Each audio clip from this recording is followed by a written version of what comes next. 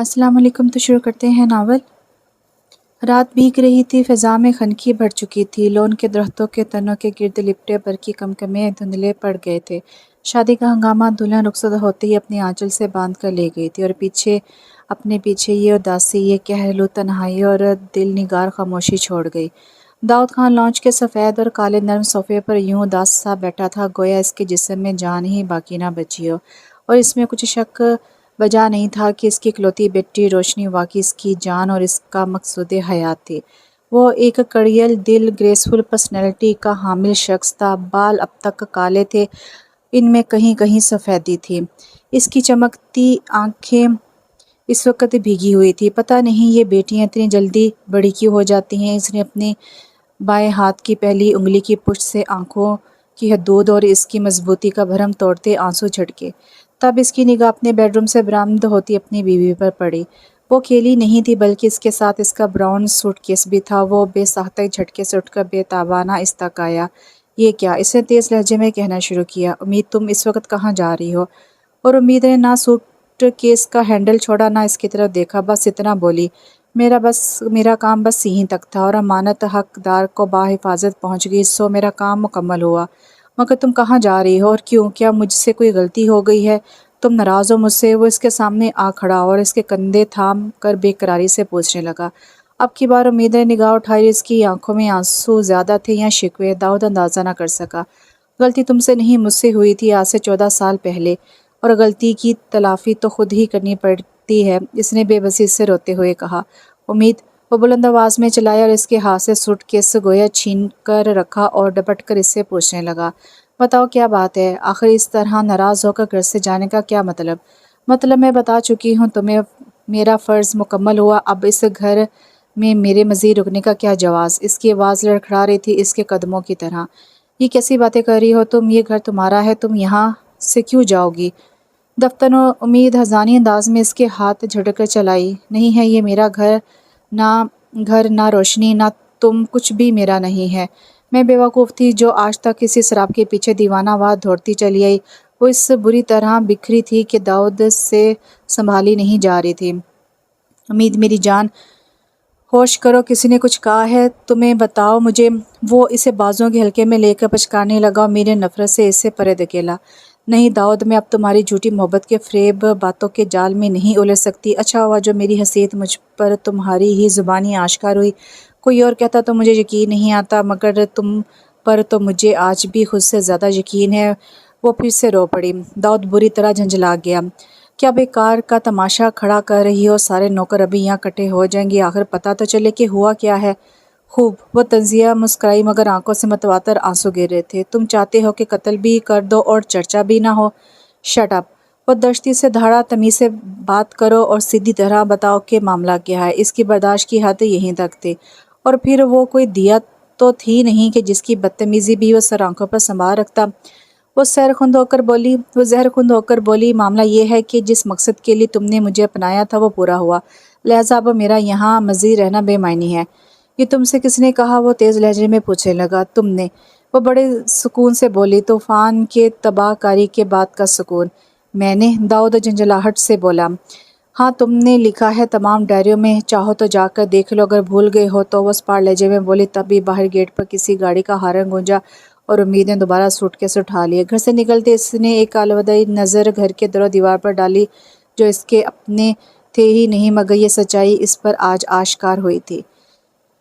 کیا تمہاری آنکھوں میں تل ہے داؤد؟ دیا چاول کھاتے ہوئے چمچ پلیٹ میں رکھ دیا اور حیرت امیز تاثر سے بولی، ہوگا، کبھی غور نہیں کیا۔ اس نے اپنے سامنے رکھی ڈشز سے بھرپور صاف کرتے ہوئے لاپرواہی سے کندھے اکچائے۔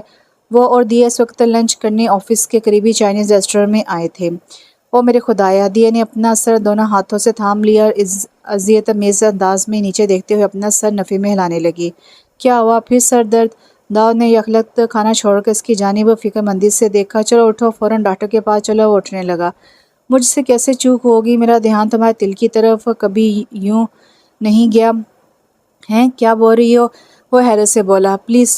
دیا ہاتھ کے اشارے سے اسے ٹوکتی ہوئی بولی، میں اس وقت گھر جا رہی ہوں، بعد میں بات کرتے ہیں۔ وہ اپنا ہینڈ بیگ اٹھاتے ہوئے کرسی سے اٹھ کھڑی ہوئی۔ مگر ایسے کیسے؟ ارے بات تو سنو بھئی، کیا ہوا؟ مگر داؤد کی بات سنے بغیر وہ ریسٹورنٹ سے باہر جا چکی تھی۔ وہ ہکا بکا رہ گیا۔ دیا سبتین اپنے رتبے سلگتے نام کے عکس بھڑکتا شعلہ تھی۔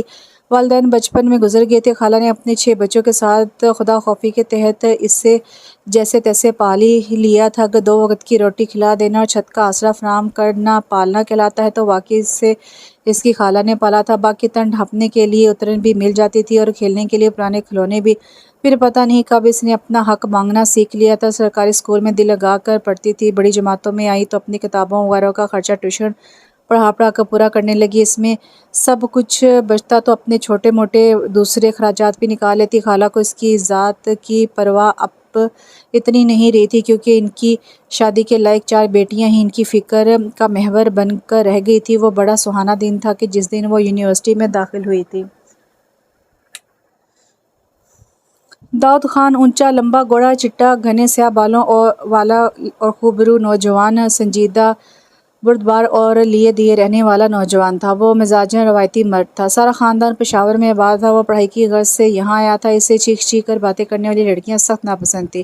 اس کے خیال میں لڑکیوں کو سبق خرام ندی کی طرح ہونا چاہیے تھا، نہ کہ چڑھے ہوئے چنگھاڑتے دریا کی مانند منہ زور۔ مگر کیا کیا جائے، اکثر جو چیز طبیعت کو نہیں بھائے وہ دل کو بھا جاتی ہے۔ شاید دل انسان کا اپنا نہیں۔ یعنی کل آج میں نسخہ ہائے وفا ایشو کرواؤں گی، تب آپ کی ہمت کیسے ہوئی اس کتاب کو کسی اور کو دینے کی؟ وہ پنک کاٹن کی قمیض بلو جینس میں ملبوس سفید اونی شال کندھوں کے گرد لپیٹے، ایک ہاتھ کمر پر ٹکائے اور دوسرا ہاتھ نچار جا کر لائبریری انچارج سے الجھ رہی تھی۔ انچارج کے موٹے عدسوں اور کالی کمانی والی بھاری بھرکم اینک ناک کی نوک پر اٹکی ہوئی تھی، جبکہ اس کی آنکھیں دیا پر ناگواری سے مرکوز تھیں۔ دیکھیے محترمہ، یہ لائبریری ہے۔ پہلی بات تو یہ ہے کہ آپ یہاں آسودگی سے گفتگو کریں۔ دوئم یہ کہ گفتگو تمیز کے دائرے میں ہو۔ سوئم مگر بات مکمل کرنے کی حسرت اس کے دل میں پھڑپھڑا کر رہ گئی اور لب محض تھرتھرا کر بھاڑ میں گیا۔ دوئم سوئم مجھے کتاب چاہیے۔ جب میں آپ سے کہہ گئی تھی اب کی بار، انچارج نے اس کی بات نہایت بے دردی سے اچکی تھی، کیا آپ نے اس لائبریری کے جملہ حقوق اپنے نام کروا لیے ہیں جو مجھ سے اس لہجے میں گفتگو فرما رہی ہیں؟ آپ جائیے، نہیں دیتا میں آپ کو کتاب۔ تب آپ کیا کر لیں گی؟ وہ بنا گیا تھا۔ ارے واہ، اس نے لڑکا عورتوں کی طرح ہاں نچایا۔ دیکھتی ہوں کیسے نہیں دیتے۔ جاؤ اور اچھی طرح دیکھ لو، وہ جہارے سے بولا۔ پلیز معاملہ ختم کرے۔ دیا کی سہیلی مونا نے، جو دوران لڑائی اس کے ساتھ ہی کھڑی تھی، جھگڑا بڑھتے دیکھ کر مداخلت کی۔ چلو اب تم یہاں کیوں اپنی شامت بلوانے آئی ہو؟ وہ اسے کھینچتی ہوئی بولی۔ مگر انہوں نے کل میرے کہنے پر اطمینان سے گردن کیوں ہلائی تھی؟ وہ روحانسے لہجے میں بولی۔ انداز شکایتی تھا۔ میری ماں، اس نے جلا کر اس کے سامنے ہاتھ جوڑے، ہوگی ان سے غلطی، اب معاف کر دو۔ مگر مجھے نوٹس بنانے ہیں، اب کیا کروں گی؟ آنسو بہہ نکلے۔ وہ ریڈی میڈ نوٹس سے کام چلا لینا۔ وزیر چوک کر بولی۔ کبھی نہیں۔ اس نے بچوں کے سے انداز میں پیر پٹکے۔ کوئی اس کے عقب سے بولا۔ وہ بے ساختہ مڑی۔ بس کریں یہ تماشا، آپ کو اتنا احساس بھی نہیں کہ یہ لائبریری اور یہاں آپ اس قدر ہنگامہ برپا کیے ہوئے ہیں؟ داؤد نے کتاب اس کے ہاتھ میں زبردستی تھماتے ہوئے دشت لہجے میں جھاڑ بھی پلا دی، مگر دیا نے اس کی ڈانٹ یا جھاڑ جو کچھ بھی تھا کا برا قطع نہیں مانا، الٹا اس کی شکر گزار ہوئی۔ Thank you so much, thank you so much. اس کی آنکھوں کی جگمگاہٹ اور لبوں کی مسکان دیدانی تھی اور وہ دیکھ رہا تھا یکٹک بنا پلکے جھپکے۔ کیوپڈ کی تیر والی بات اگر سچ ہے تو وہ اس تیر کا گھائل ہو چکا تھا۔ نوٹس اچھے بن گئے تھے، سو دیا کا موڈ بھی بے حد خوشگوار ہو چلا تھا۔ لائبریری والے واقعے کو پورے 5 روز گزر چکے تھے، مگر پھر بھی اس نے جا کر انچارج سے معذرت چاہی۔ انہوں نے بھی کوئی موٹی سی کتاب پڑھتے پڑھتے گردن خفیف سی ہلا کر معذرت قبول کر لی۔ کتاب اسے داؤد ہی کو شکریہ کے ساتھ واپس کرنی تھی، سو وہ اسے پوری جامع میں ڈھونڈتی پھری۔ وہ کنٹین میں اپنے دوستوں کے ساتھ ملا۔ دیا بے دھڑک اس تک چلی آئی۔ یہ لیں اپنی کتاب، آپ کا بہت بہت شکریہ۔ اگر آپ مجھے کتاب نہ دیتے تو میں اپنے نوٹس کبھی نہ بنا پاتی۔ سارے لڑکے آنکھوں ہی آنکھوں میں ایک دوسرے کو معنی خیز اشارے کرنے لگے۔ داؤد نے جلدی سے کتاب پکڑ کے اسے ٹالنا چاہا۔ اٹس اوکے، اس نے روکھے لہجے میں کہا۔ مجھے خوشی ہوگی اگر میں آپ کے کسی کام آ سکوں، اس نے خلوص سے کہا۔ لڑکوں کو کھنکھاتے گویا کھانسی کا دورہ سا پڑ گیا اور داؤد کو غصے کا بات تمہاری سمجھ میں نہیں آتی، اب جاؤ یہاں سے، اس نے اس بار جھڑک کر کہا۔ اس کی مگر آنکھوں میں پہلے تحیر، اس کے بعد موٹے موٹے آنسو ابھرے اور وہ انہیں ضبط کرتی پلٹ گئی۔ کیا بات ہے بھئی، تیرے شہزادے پورے یونیورسٹی میں کسی لڑکی کو منہ نہیں لگاتی؟ ماننا پڑے گا تیری ذہانت کو کیسے اسے رام کیا ہے کہ تیرے کام آنے کو بھری جا رہی ہے۔ عامر لفنگے پن سے بولا تو وہ بھڑک کر اٹھ کھڑا ہوا۔ زبان سنبھال کر بات کرو عامر، ہر لڑکی کو ایک ہی خانے میں فٹ کرنے کی کوشش مت کیا کرو، وہ کہہ کر رکا نے لمبے لمبے ڈگ بڑھتا کنٹین کو عبور کر گیا۔ اوئے ہوئے، سب نے ایک بار پھر آنکھیں نچائی، گویا یہ بات ہے۔ 3 دن ہو گئے تھے وہ یونیورسٹی نہیں آئی تھی، اور داؤد کو لگتا تھا جیسے یہ 3 دن نہیں 3 صدیاں گزر گئی ہوں۔ ہر منظر ادھورا اور بے جان معلوم ہو رہا تھا۔ رگوں پہ میں لہو نہیں، بے چینی دوڑ رہی تھی تو سینے میں کچھ سلگ رہا تھا۔ کیا یہ وہ جانے سے قاصر تھا؟ چوتھے دن جب جا کر اس کی صورت دکھائی تھی تو منظر مکمل اور جاندار محسوس ہوا۔ رگوں پہ میں سرور اور سینے میں ٹھنڈک، آنکھوں میں روشنی۔ وہ دیوانہ وار اس کی جانب دوڑا۔ دیا تم کہاں تھی؟ اس نے کچھ ایسی طرف سے پوچھا کہ وہ سمٹ کر رہ گئی، پھر کھل کر بولی، تم سے مطلب؟ وہ سوچنے لگا کہ اب کیا کہے اپنی بےقرار راتوں کا حوال۔ اگر اسے یوں ہی سرِ راہ سنا دیا تو کیا وہ یقین کرے گی؟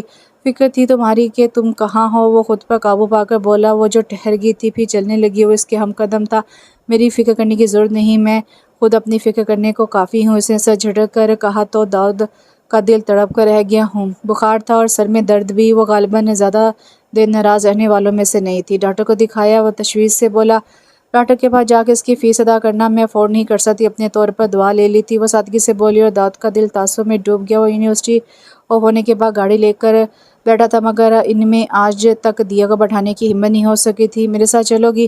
کہاں؟ اس نے تیکھے لہجے میں پوچھا۔ تم سچ بتاؤ داؤد، آخر مجھے سمجھتے کیا ہو؟ کیا میں تمہیں کوئی ایسی ویسی لڑکی؟ او شٹ اپ پلیز، اب تم مجھے ایسا ویسا سمجھ رہی ہو؟ وہ انگلی اٹھا کر تنبیہ کرنے والے انداز میں بولا۔ میں تو ایک دوست ہونے کے ناطے تمہاری مدد کرنا چاہتا ہوں۔ ہماری دوستی کب ہوئی؟ اس نے طنز سے کہا۔ نہیں ہوئی تو لو، آج اور ابھی، بلکہ اسی وقت میں تمہارے آگے دوستی کا ہاتھ بڑھاتا ہوں۔ اس نے واقعی ہاتھ بڑھایا۔ 2 منٹ تو دیا سے یوں دیکھتی رہی کہ گویا جانچ رہی ہو، پھر اس کے بعد دیا نے اس کا ہاتھ تھام لیا تھا، کبھی نہ چھوڑنے کے لیے۔ داؤد نے اسے لے جا کر ڈاکٹر کو دکھایا، دوا دلائی، وہ منع کرتی رہی، مگر اس نے کیا دوست ہونے کے ناطے میرا اتنا فرض بھی نہیں کہہ کر اسے خاموش کروا دیا، پھر آرام کرنے اور گھر پر رہنے کا مشورہ دینے لگا۔ داؤد پلیز مجھے ایسے ٹریٹ مت کرو، میں ان رویوں کی عادی نہیں ہوں۔ اس کی آواز بھیگ گئی۔ کیوں؟ کیا تمہارے والدین تمہارا خیال نہیں کرتے؟ وہ یہی سمجھ سکا تھا۔ وہ میرے بچپن ہی میں فوت ہو گئے تھے، مجھے میری خالہ نے پالا ہے۔ وہ گردن موڑ کر گاڑی سے باہر دیکھنے لگی۔ اوہ آئی ایم سوری، وہ شرمسار سا ہوا تھا، پھر بولا تو لہجہ شیر تھا۔ اگر آج تک تمہارا کسی نے خیال نہیں رکھا تو اس کا مطلب یہ تو نہیں کہ کوئی آئندہ بھی نہ رکھ سکے۔ پتہ نہیں، مجھے اپنی قسمت پر کچھ خاص بھروسہ نہیں ہے۔ ارے باپ رے باپ، اتنی قنوطیت! وہ دانستہ اس کا دھیان بٹا رہا تھا۔ اس سے قنوطیت نہیں، حقیقت پسندی کہتے ہیں، جو تم جیسے پیدائشی خوش نصیب کی سمجھ میں آسانی سے آئے گی نہیں۔ گاڑی یہیں سائڈ پر روک دو، یہاں سے میں پیدل ہی گھر جاؤں گی۔ تمہاری گاڑی سے اگر کسی نے مجھے اترتے دیکھ لیا تو میرے کردار پر 100 باتیں بنائے گا۔ داؤد کا فائنل سیمسٹر نزدیک تھا، سو وہ سب کچھ پسے پشت ڈالے پڑھائی میں مصروف تھا۔ اپنے ڈپارٹمنٹ کی سیڑھیوں کے ساتھ بنی سنگی بینچ پر بیٹھا رضا کے ساتھ کچھ ڈسکس کرتا تھا، وہی وہ آن دھمکی۔ خوب یہاں پڑھائی کی جا رہی ہے، اپنے دوست کا حال پوچھنے کی بھی توفیق نہیں ہوئی ہے نا؟ اس نے اپنے ازلی لڑاکا انداز میں کمر پر ہاتھ ٹکائے۔ رضا ازحد دیدہ زیب، جبکہ داؤد نے پھاڑ کھانے والے انداز میں اسے دیکھا۔ میں اس وقت بزی ہوں، بعد میں بات کرتے ہیں۔ وہ اسے اس کا لہجہ سب کچھ نظر انداز کرتا دوبارہ کتاب کی جانب متوجہ ہو گیا۔ بعد میں بڑی ہو جاؤں گی، بات اگر ہوگی تو اسی وقت ہوگی، وہ اکڑ کر بولی۔ آرام سے بیٹھ جائیں نا آپ، پھر بات کریں۔ رضا اپنے پھیلے نوٹ سمیٹتا بڑی خوش اخلاقی سے اس کے لیے جگہ بنانے لگا۔ میں نے کہا نا ابھی جاؤ یہاں سے۔ اس بار داؤد نے آنکھیں نکالی اور تمام لحاظ بلا طاق رکھ کر اسے جھڑک ہی دیا۔ آئندہ میرے پیچھے آئے تو منہ توڑ دوں گی، وہ روحانی سے لہجے میں گھوسا لہرا کر بولی اور مڑ کر چلے گی۔ کیا ہے؟ سن تو لیتے کہ آخر وہ کیا کہنا چاہ رہی تھی۔ رضا داؤد کے روڑ رویے کا بے حد برا بنایا۔ وہ کچھ نہ بھی کہے تو تب بھی میرا دل اس کے دل کی ہر آواز سن لیتا ہے، داؤد نے دل ہی دل میں کہا، مگر زبان پر یہ جملہ تھا۔ چھوڑو یار، ہاں تو ہم کیا ڈسکس کر رہے تھے؟ سب میری ہی غلطی ہے، اس نے سوسو کرتے ہوئے کہا، اور اس وقت اپنے محسوس اسٹاپ پر کھڑی گھر جانے والی ویگن کا انتظار کر رہی تھی۔ تبھی داؤد نے اسے جا لیا اور لگا منت کر کے کہ ایک بار وہ اس کی بات تو سن لے۔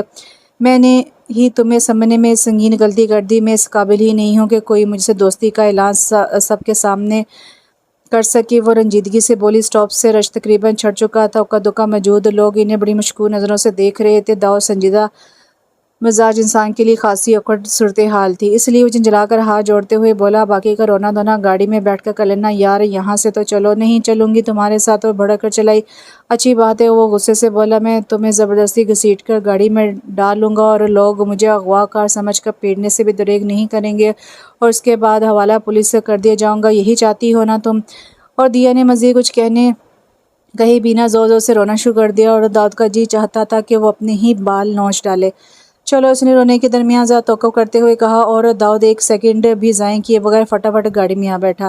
اور ریسٹورینٹ میں بیٹھی اس پر الزامات کی بوجھاڑ کیے جا رہی تھی۔ تم سب کے سامنے مجھے دوست کی حیثیت سے متعارف کرانے میں شرمندگی محسوس کرتے ہو۔ میں نے بارہا محسوس کیا کہ تم سب کے سامنے یوں جان بن جاتے ہو کہ گویا میں وہاں موجود ہی نہیں ہوں۔ ہاں تو ٹھیک ہی ہے نا، میرا معمولی حلیہ تمہارے لیے شرمندگی کا باعث بنتا ہوگا۔ کہاں تم امپورٹڈ کپڑے پہننے والے، میں لوکل کپڑے پہنتا ہوں۔ اس نے پوری توجہ سے اس کی بات سنتے ہوئے ٹوکا۔ اچھا، وہ حیران ہوئی۔ خیر تم اپنی بات جاری رکھو۔ اس نے شاہانہ طریقے سے ہاتھ اٹھا کر اجازت دی۔ میں کیا تمہیں پاگل دکھائی دیتی ہوں؟ اس کے انداز پر تلملا گئی۔ کیا؟ ارے کیوں؟ وہ بلکھلا گیا۔ اب میں نے کیا کیا؟ میں تم سے شکایت کر رہی ہوں اور تم؟ اس نے تعصب سے داؤد کو دیکھا، پھر مایوسی سے نفی میں سر ہلا کر اٹھنے لگی۔ تم سے تو بات کرنا ہی فضول ہے، بیٹھو دفتر۔ داؤد نے اس کا ہاتھ پکڑ کے اسے دوبارہ اپنے سامنے بٹھاتے ہوئے کہا، اور اب تم غور سے سنو۔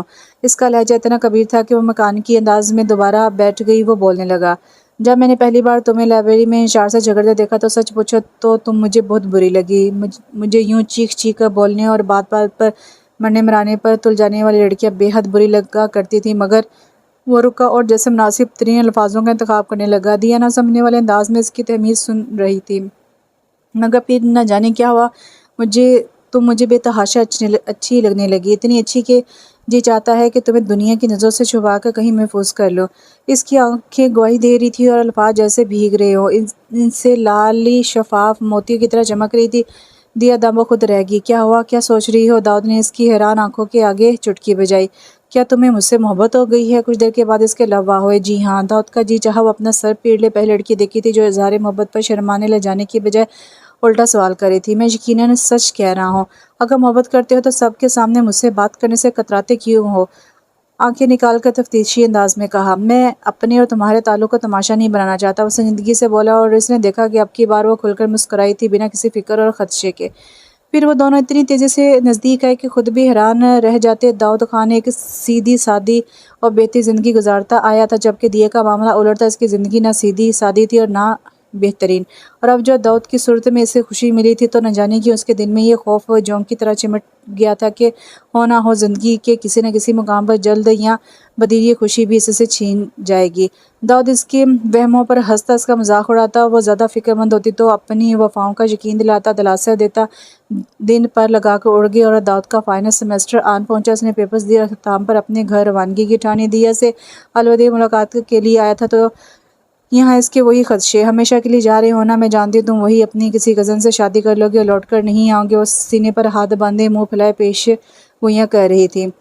حیرت انگیز وہ بری طرح چڑ گیا، مگر بظاہر اس سے پوچھنے لگا، کب سیکھی تم نے اسٹرالوجی؟ بتایا بھی نہیں۔ اچھا خیر، مزید بتاؤ، میں مستقبل قریب میں اور کیا کیا کرنے کا ارادہ رکھتا ہوں؟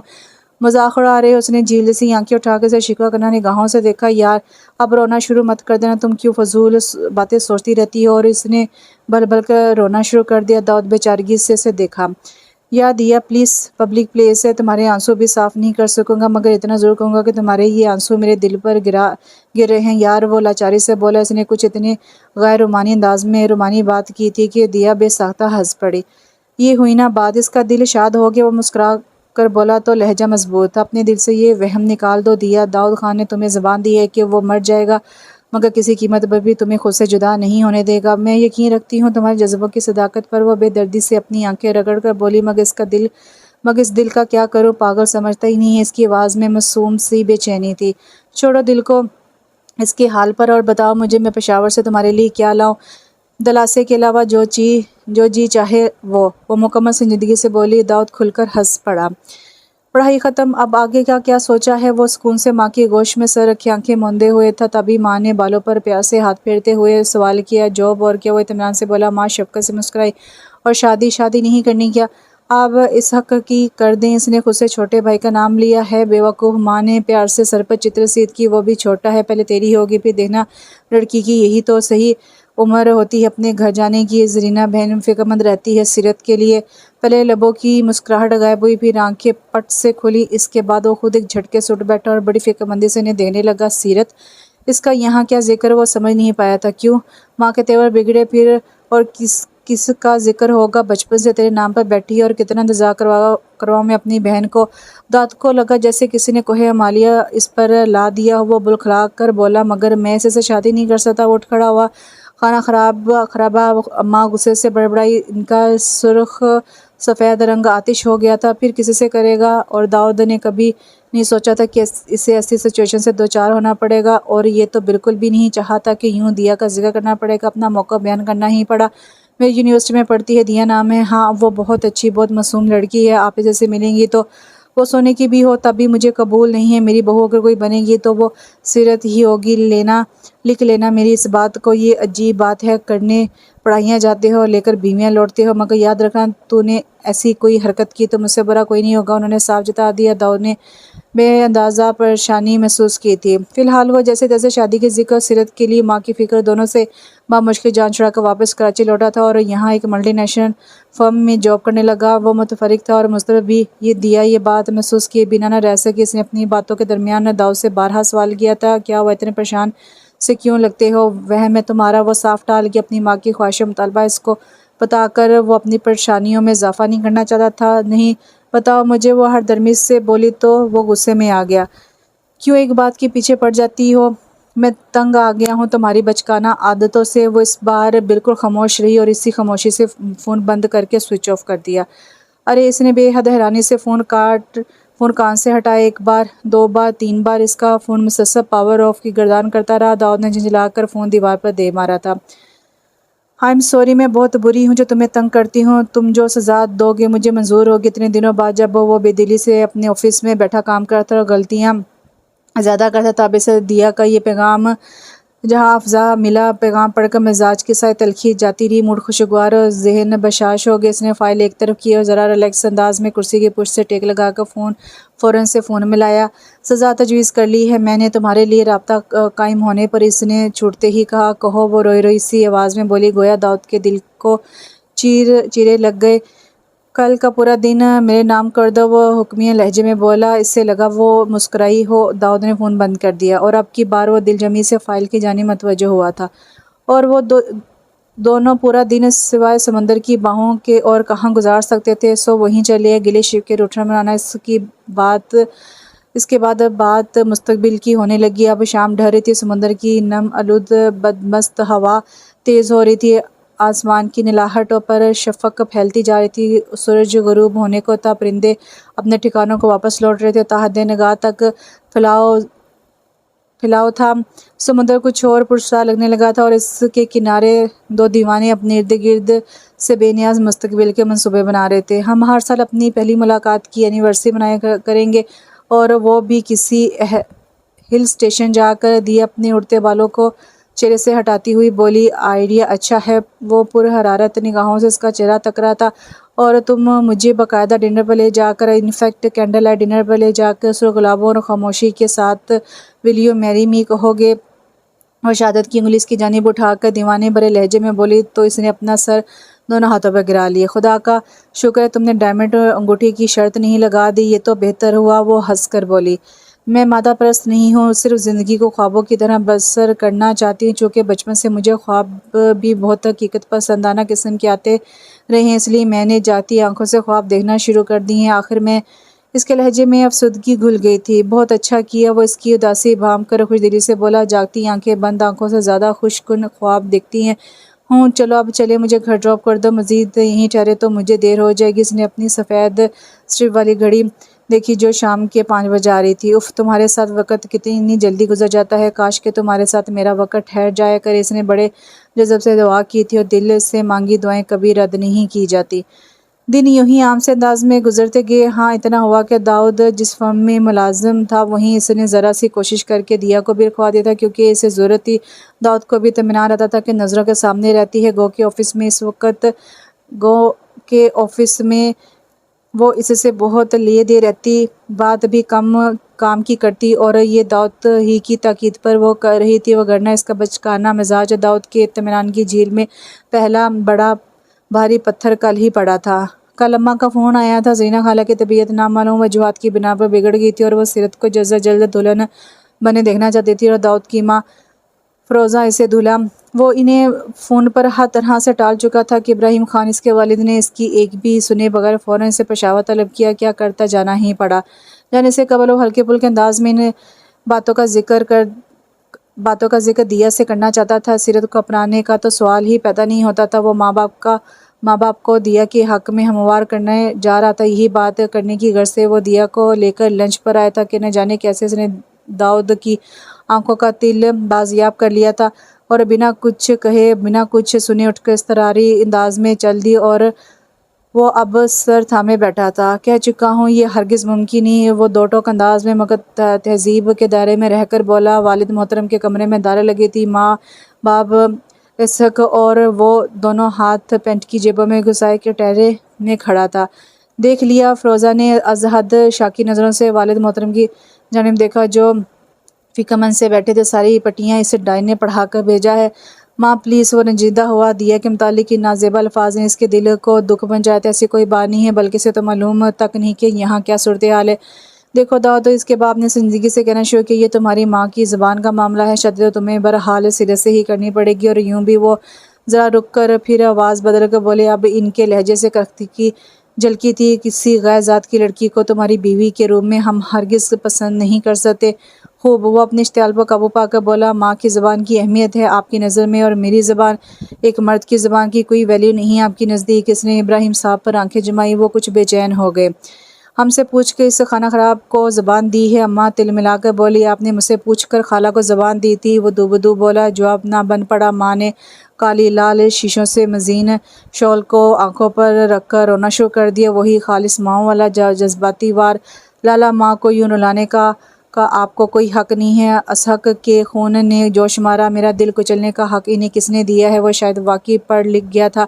زبان کو لگام دو اور کان کھول کر سن لو، اگر تم نے اپنی ماں کی زبان کا پاس نہ رکھا تو میں تمہیں جائیداد سے آگ کر دوں گا۔ سخت لہجے میں دھمکی ملی۔ داؤد بے چارگی سے ہنس پڑا۔ اور اگر میں اپنی زبان سے مکر گیا تو جانتے ہیں میں نے اس لڑکی کو کیا کہا تھا؟ کس کی آنکھیں سرخ تھیں، چہرے کے انداز سے ظاہر ہوتا تھا کہ وہ جاننا چاہتے ہیں۔ اس سے کہا تھا کہ داؤد خان اپنی جان دے دے گا مگر تم سے بے وفائی ہرگز نہیں کرے گا۔ ماں نے دہل سے دیکھا تھا۔ اور بابا خان، آپ تو جانتے ہی ہوں گے کہ ایک مرد اپنی زبان سے مکر نہیں کرتا، اور ہماری تاریخ تو بھری پڑی ہے۔ تاریخ گواہ ہے کہ ہم نے کب اور کیسے اپنی زبان کے لیے اپنی جان قربان کی ہے۔ اس کے بعد وہ رکا نہیں، کمرے سے باہر نکلتا چلا گیا۔ تینوں نفوس پر گہرا سناٹا طاری ہو چکا تھا۔ دیا نے چپکے رو کر اپنا برا حال کر لیا تھا۔ اور میرے خدا، آخر داؤد کی آنکھ میں تل بنانے کی کیا ضرورت تھی؟ وہ آدھی رات کو اپنی بستر پر اوندھی پڑی ہچکیاں لے رہی تھی۔ کیا تھا؟ اگر اس کی گہری پیار لٹاتی نگاہوں میں تل نہیں ہوتا تو کون سا اس کی قاتل آنکھوں کا حسن ادھورا رہ جاتا؟ اس کی ساحر آنکھیں تو ویسے بھی بڑی خوبصورت، بڑی شفاف تھی، تو ان میں تل بنا کر اسے داغدار کرنے کی کیا ضرورت تھی؟ اس کی اپنی ہی منطقیں تھی۔ بچپن سے نامہموار غیر یقینی حالات نے اسے سخت وہمی اور تہمت پرست بنا دیا تھا۔ کالی بلی رستہ کاٹ لیتی تو خواہ اسے کتنا ہی لمبا چکر کاٹ کر کیوں نہ جانا پڑتا، وہ جاتی تھی۔ کالی بلی کی نحوست پر اسے پورا یقین تھا۔ بچپن میں خالہ نے ایک بار ذکر کیا تھا کہ اس کے والدین نے آخری بار گھر سے جاتے ہوئے کالی بلی کے رستہ کاٹنے کا ذرا سا بھی خیال نہیں کیا تھا، حالانکہ خالہ نے خود بلی کو ان کا رستہ کاٹتے ہوئے اپنی گناہ گار آنکھوں سے دیکھا تھا۔ یہ بات بچپن سے ذہن میں تھی سو تھی۔ اس نے بھی بارہا یہ تجربہ کیا تھا۔ ایک بار جب وہ بلی کے اپنے سامنے سے گزرنے کے باوجود اپنے رستے پر چلتی چلی گئی تو آگے جا کر وہ لڑکھڑا کر گرتی ضرور تھی۔ پھر ایک بار اس کا پرچہ تھا۔ اس روز بھی بلی نے رستہ کاٹا اور وہ پرچہ اچھا نہیں ہوا تھا۔ رات کو کوا منڈیر پر بیٹھ جاتا تھا، دوسری صبح یقیناً کوئی مہمان گھر میں آن ٹپکتا، اور جب کوا نہیں بیٹھتا مہمان تب بھی آ جاتے کہ خالہ کی دوسری گلی میں ہی ان کا میکا اور سسرال آباد تھا۔ وہی نمائنی خیز تلوں کا قصہ بھی زیادہ پرانا نہیں تھا۔ خالو کے پاس کوئی رسالہ تھا، اس میں قسمت کا ہار، روحانی وظائف وغیرہ کے ساتھ ساتھ ایک خصوصی مضمون چھپا تھا تلوں کے بارے میں۔ اس نے اس مضمون میں کہیں پڑھا تھا کہ جن کی آنکھ میں تل ہو وہ شخص یقیناً بے وفا ہوگا، اور اس پر ذرا بھی بھروسہ نہ کرنا۔ اور یہ بات اس نے لوہے محفوظ پر لکھی ہوئی کوئی تحریر سمجھ کر پلے سے باندھ لی، تو یہ بات قطعاً نظر انداز کر گئی کہ اسی مضمون میں یہ بھی لکھا تھا کہ جن کے سینے پر تل ہو وہ بہادر، اور جن کے پاؤں پر تل ہو ان کے نصیب میں سفر کرنا لکھ دیا جاتا ہے۔ خالو کے رجو کے سینے پر تل تھا اور وہ شاید پہلا لڑکا تھا جو چھپکلی کو دیکھ کر باقاعدہ بے ہوش ہو جایا کرتا تھا۔ جس کمرے میں روشنی گل ہوا ہو، اس کمرے میں اسے دنیا کی کوئی طاقت داخلے پر مجبور نہیں کر سکتی تھی۔ اور رہی خالہ، ان کی آدھی زندگی سفر میں گزر گئی تھی اور میاں پوری زندگی اس گھر اور محلے میں رب جانے۔ ہائے میں کیا کروں، یہ کم بخت دل ہی بڑا ہی دھوکے باز ہے۔ جتنا داؤد سے متنفر کرنے کی کوشش کروں منحوس، اتنا ہی اس کی جانب جھکا چلا جا رہا ہے۔ ہائے، اس نے روتے روتے پوری رات گزار دی تھی۔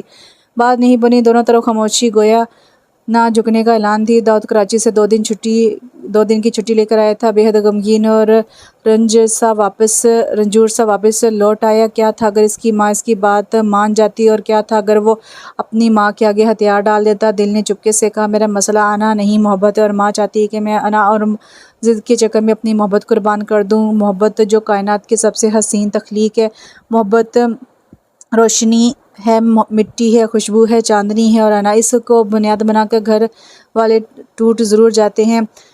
یہ بات گھر والوں کی سمجھ میں نہیں آئی تھی۔ تم میرے ساتھ لنچ بریک میں باہر چل سکتے ہو؟ دیا نے آفس میں اس سے پوچھا۔ اب وہ دونوں ساتھ لنچ کر رہے تھے۔ داؤد خلاف معمول بالکل چپ چاپ بیٹھا تھا۔ دیا نے غور سے دیکھا، اس کا چہرہ عجیب سا تھا، آنکھوں کے گرد ہلکے بڑی ہوئی شیو، پریشان سے بال۔ پریشان حال، تمہاری طبیعت تو ٹھیک ہے نا؟ اس نے ہول کر پوچھا۔ میں ٹھیک ہوں، اپنی سناؤ۔ وہ خلاؤں میں تک رہا تھا۔ تم اتنے دن کہاں چلے گئے تھے؟ اس نے رک رک کر سوال کیا۔ اچانک کام پڑ گیا تھا، بابا جان نے بلایا تھا۔ اس روز تم سے یہی بات کرنا چاہ رہا تھا کہ تمہیں میری آنکھ کا تل اور بے وفائی نظر آ گئی۔ وہ چڑھ گیا۔ وہ تھوڑی خفیف سی ہو گئی، پھر خود کو سنبھالتی ہوئی بولی، دیکھو داؤد، تمہارے نزدیک یہ بات میرا وہم ہو سکتی ہے، مگر مجھے ان باتوں پر کافی اعتماد ہے، اور میں تم سے یہی کہنا چاہتی ہوں کہ اگر تم بے وفا نہیں ہو تو مجھے ثبوت دو۔ داؤد جوان جو اس کی بات غور سے سن رہا تھا ایک دم بولا، تم مجھ سے شادی کر لو۔ کیا؟ دیا بھونچا کی رہ گئی۔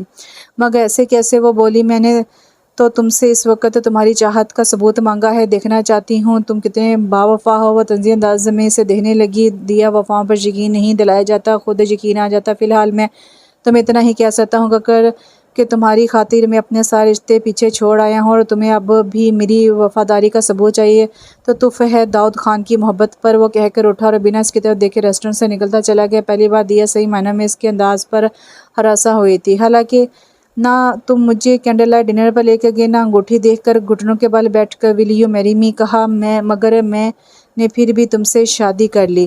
شادی کی رات بیڈ پر بیٹھی ہوئی اس نے داؤد سے کہنا ضروری سمجھا، جبکہ یہ وہ لمحہ تھا کہ داؤد کے گھر والوں نے اس کی شادی میں نہ شریک ہونا تھا، نہ دیا کو قبول کرنا تھا۔ ایسی صورت میں بے وجہ کا انتظار حماقت تھی۔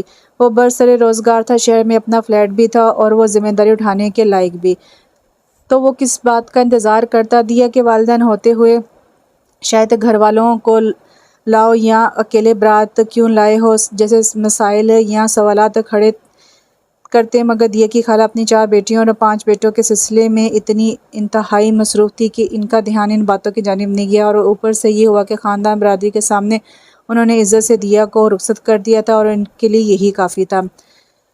داؤد نے تعصب سے کہا، مجھے ساس ہے، مگر تم ٹرسٹ کرو، میں بہت جلد تمہارا یہ گلہ مٹا دوں گا۔ وہ اس کے ہاتھ جو مہندی کے رنگ سے سرخ ہو رہے تھے تھام کر بڑی محبت سے بولا، بہت خوبصورت لگ رہی ہو تم۔ وہ پرشوق نگاہوں سے اسے دیکھ رہا تھا۔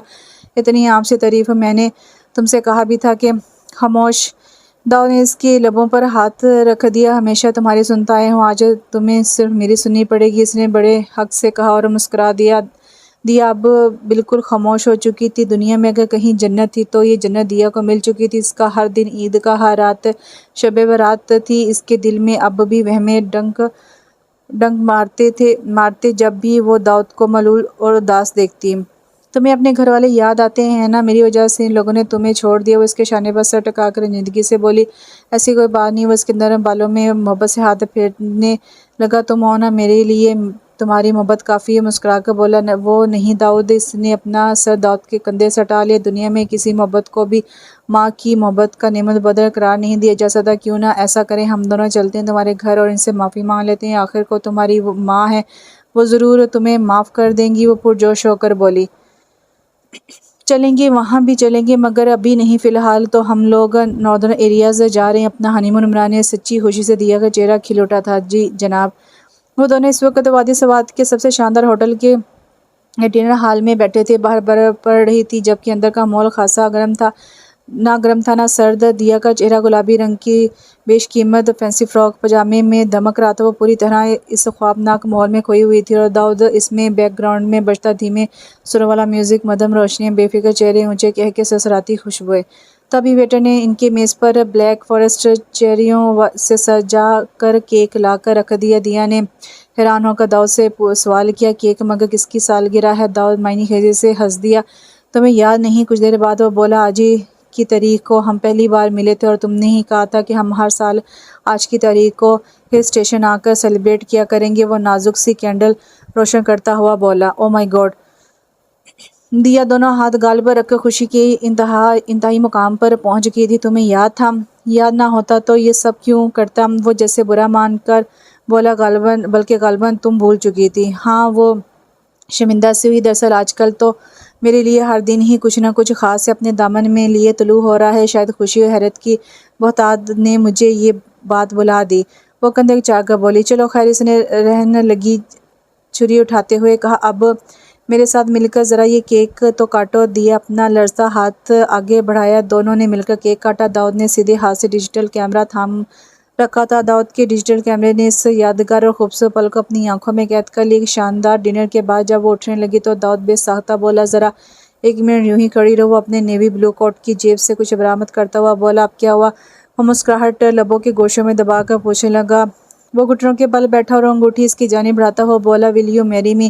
کہنے کا وقت تو گزر گیا بانو، مگر کیا آپ اس وقت انگوٹھی کو اپنے خوبصورت ترین ہاتھ کی زینت بنانا پسند کریں گی؟ ہال میں موجود لوگوں نے چونکہ اس کی جانب دیکھا تھا، پھر بے ساختہ ہی کسی نے تالی بجا کر گویا اس کے جذبے کو داد دی۔ اس کے بعد پورا ہال تالیوں سے گونج اٹھا۔ دیا کا چہرہ شرم سے پلکوں اور خوشی سے گلنار ہو گیا۔ اس نے اپنا سیدھا ہاتھ آگے بڑھا دیا تھا، میری محبت برستی ہوئی بارش جیسی ہے، اگر زیادہ برس جائے تو تباہی کا اندیشہ لازم ہے، مگر تمہاری محبت میرے لیے آکسیجن کی حیثیت رکھتی ہے داؤد، جس کی گرم جدگی مجھے میری زندگی سے جدا کر دے گی۔ وہ اپنے کمرے سے مہلک ٹیرس پر کھڑی اس کے سینے پر سر ٹکائے کہہ رہی تھی، یہ کیا بات ہوئی؟ وہ مصنوعی ناراضگی سے بولا، تم مجھے لفظوں سے بلا لیتی ہو ہمیشہ، مگر اس بار تمہیں میرے لیے بھی کچھ کرنا ہی ہوگا۔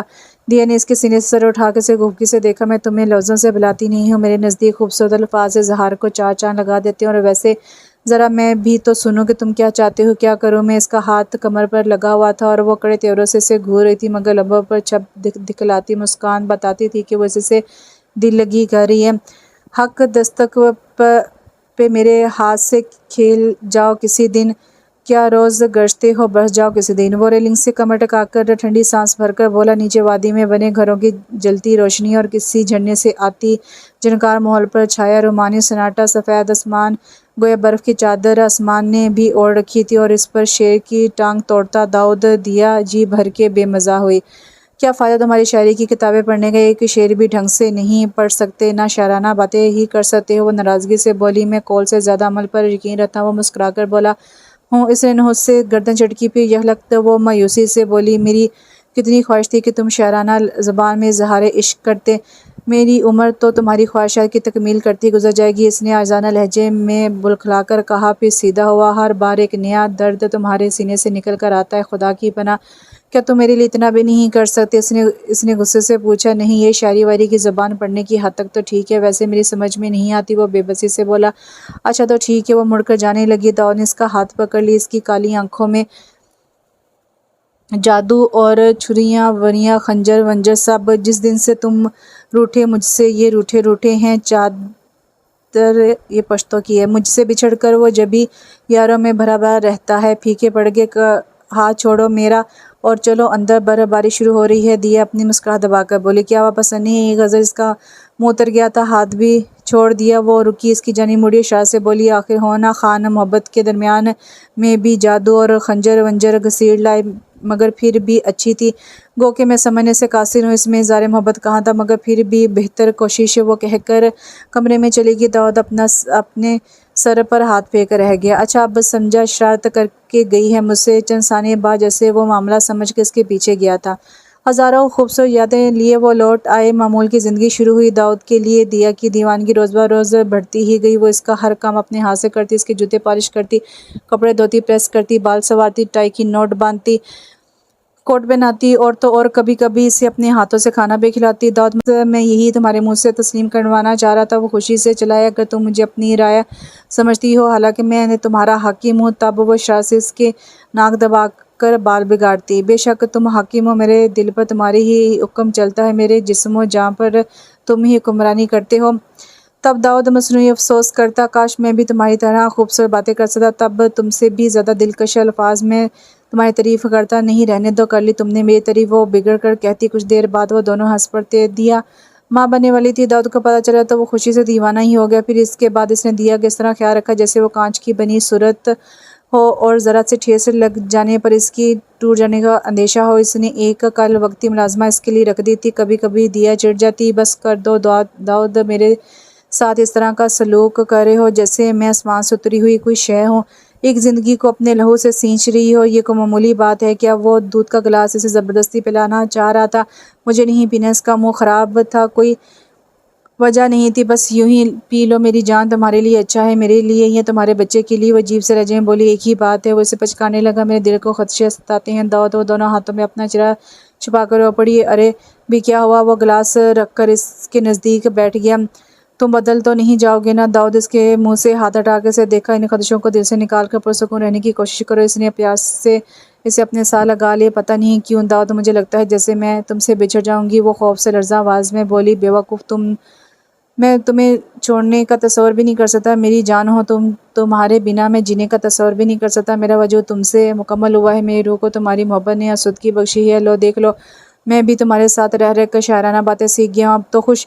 اور دیا کی سی ہنسی ہنس دی۔ دیا نے ایک ننھی پری کو جنم دیا تھا۔ داؤد نے خوشی خوشی اپنی ماں کو دادی بن جانے کی خبر دی۔ جب ہم نے اسے بہو ہی نہیں مانا تو پوتی کا کیا سوال؟ یہ ان کا جواب تھا، حالانکہ وہ سیرت کو بہو بنا چکی تھی۔ یہ بات داؤد کو صحیح معنوں میں بری لگی تھی اور اس نے ان سے زندگی میں دوبارہ کبھی رابطہ قائم کرنے کا ارادہ کر لیا تھا، مضبوط ارادہ کر لیا تھا۔ دیا نے اس کے گھر والوں کی آمد سے متعلق پوچھا تو وہ صاف ٹال گیا تھا۔ ان دنوں کی خوشیوں اور امیدوں کو محور اب ان کی ننھی پری بن چکی تھی۔ دیا نے اس کا نام روشنی تجویز کیا۔ داؤد کو یہ نام بے حد پسند تھا، وہ اکثر اس سے پیار سے دیا کی روشنی کہنے لگا۔ دیا سے پا کر بے حد مسرور، مطمئن اور آسودہ دکھائی دیتی تھی۔ اب بال سنوارتی، بڑے پیار سے رکھتی، اکثر جذباتی ہو کر داؤد سے کہا کرتی تھی کہ میرے بچپن بہت محروم گزرا ہے، میں چاہتی ہوں کہ روشنی کو ہمارے پیار اور محبت کے ساتھ ساتھ بہترین پرورش بھی ملے اور وہ تمام آسائشات بھی جن سے میرا بچپن ناشنا رہا۔ تب داؤد نم آنکھوں میں محبت کا جہاں بات کیے سے دیکھتا، تم فکر کیوں کرتی ہو؟ انشاءاللہ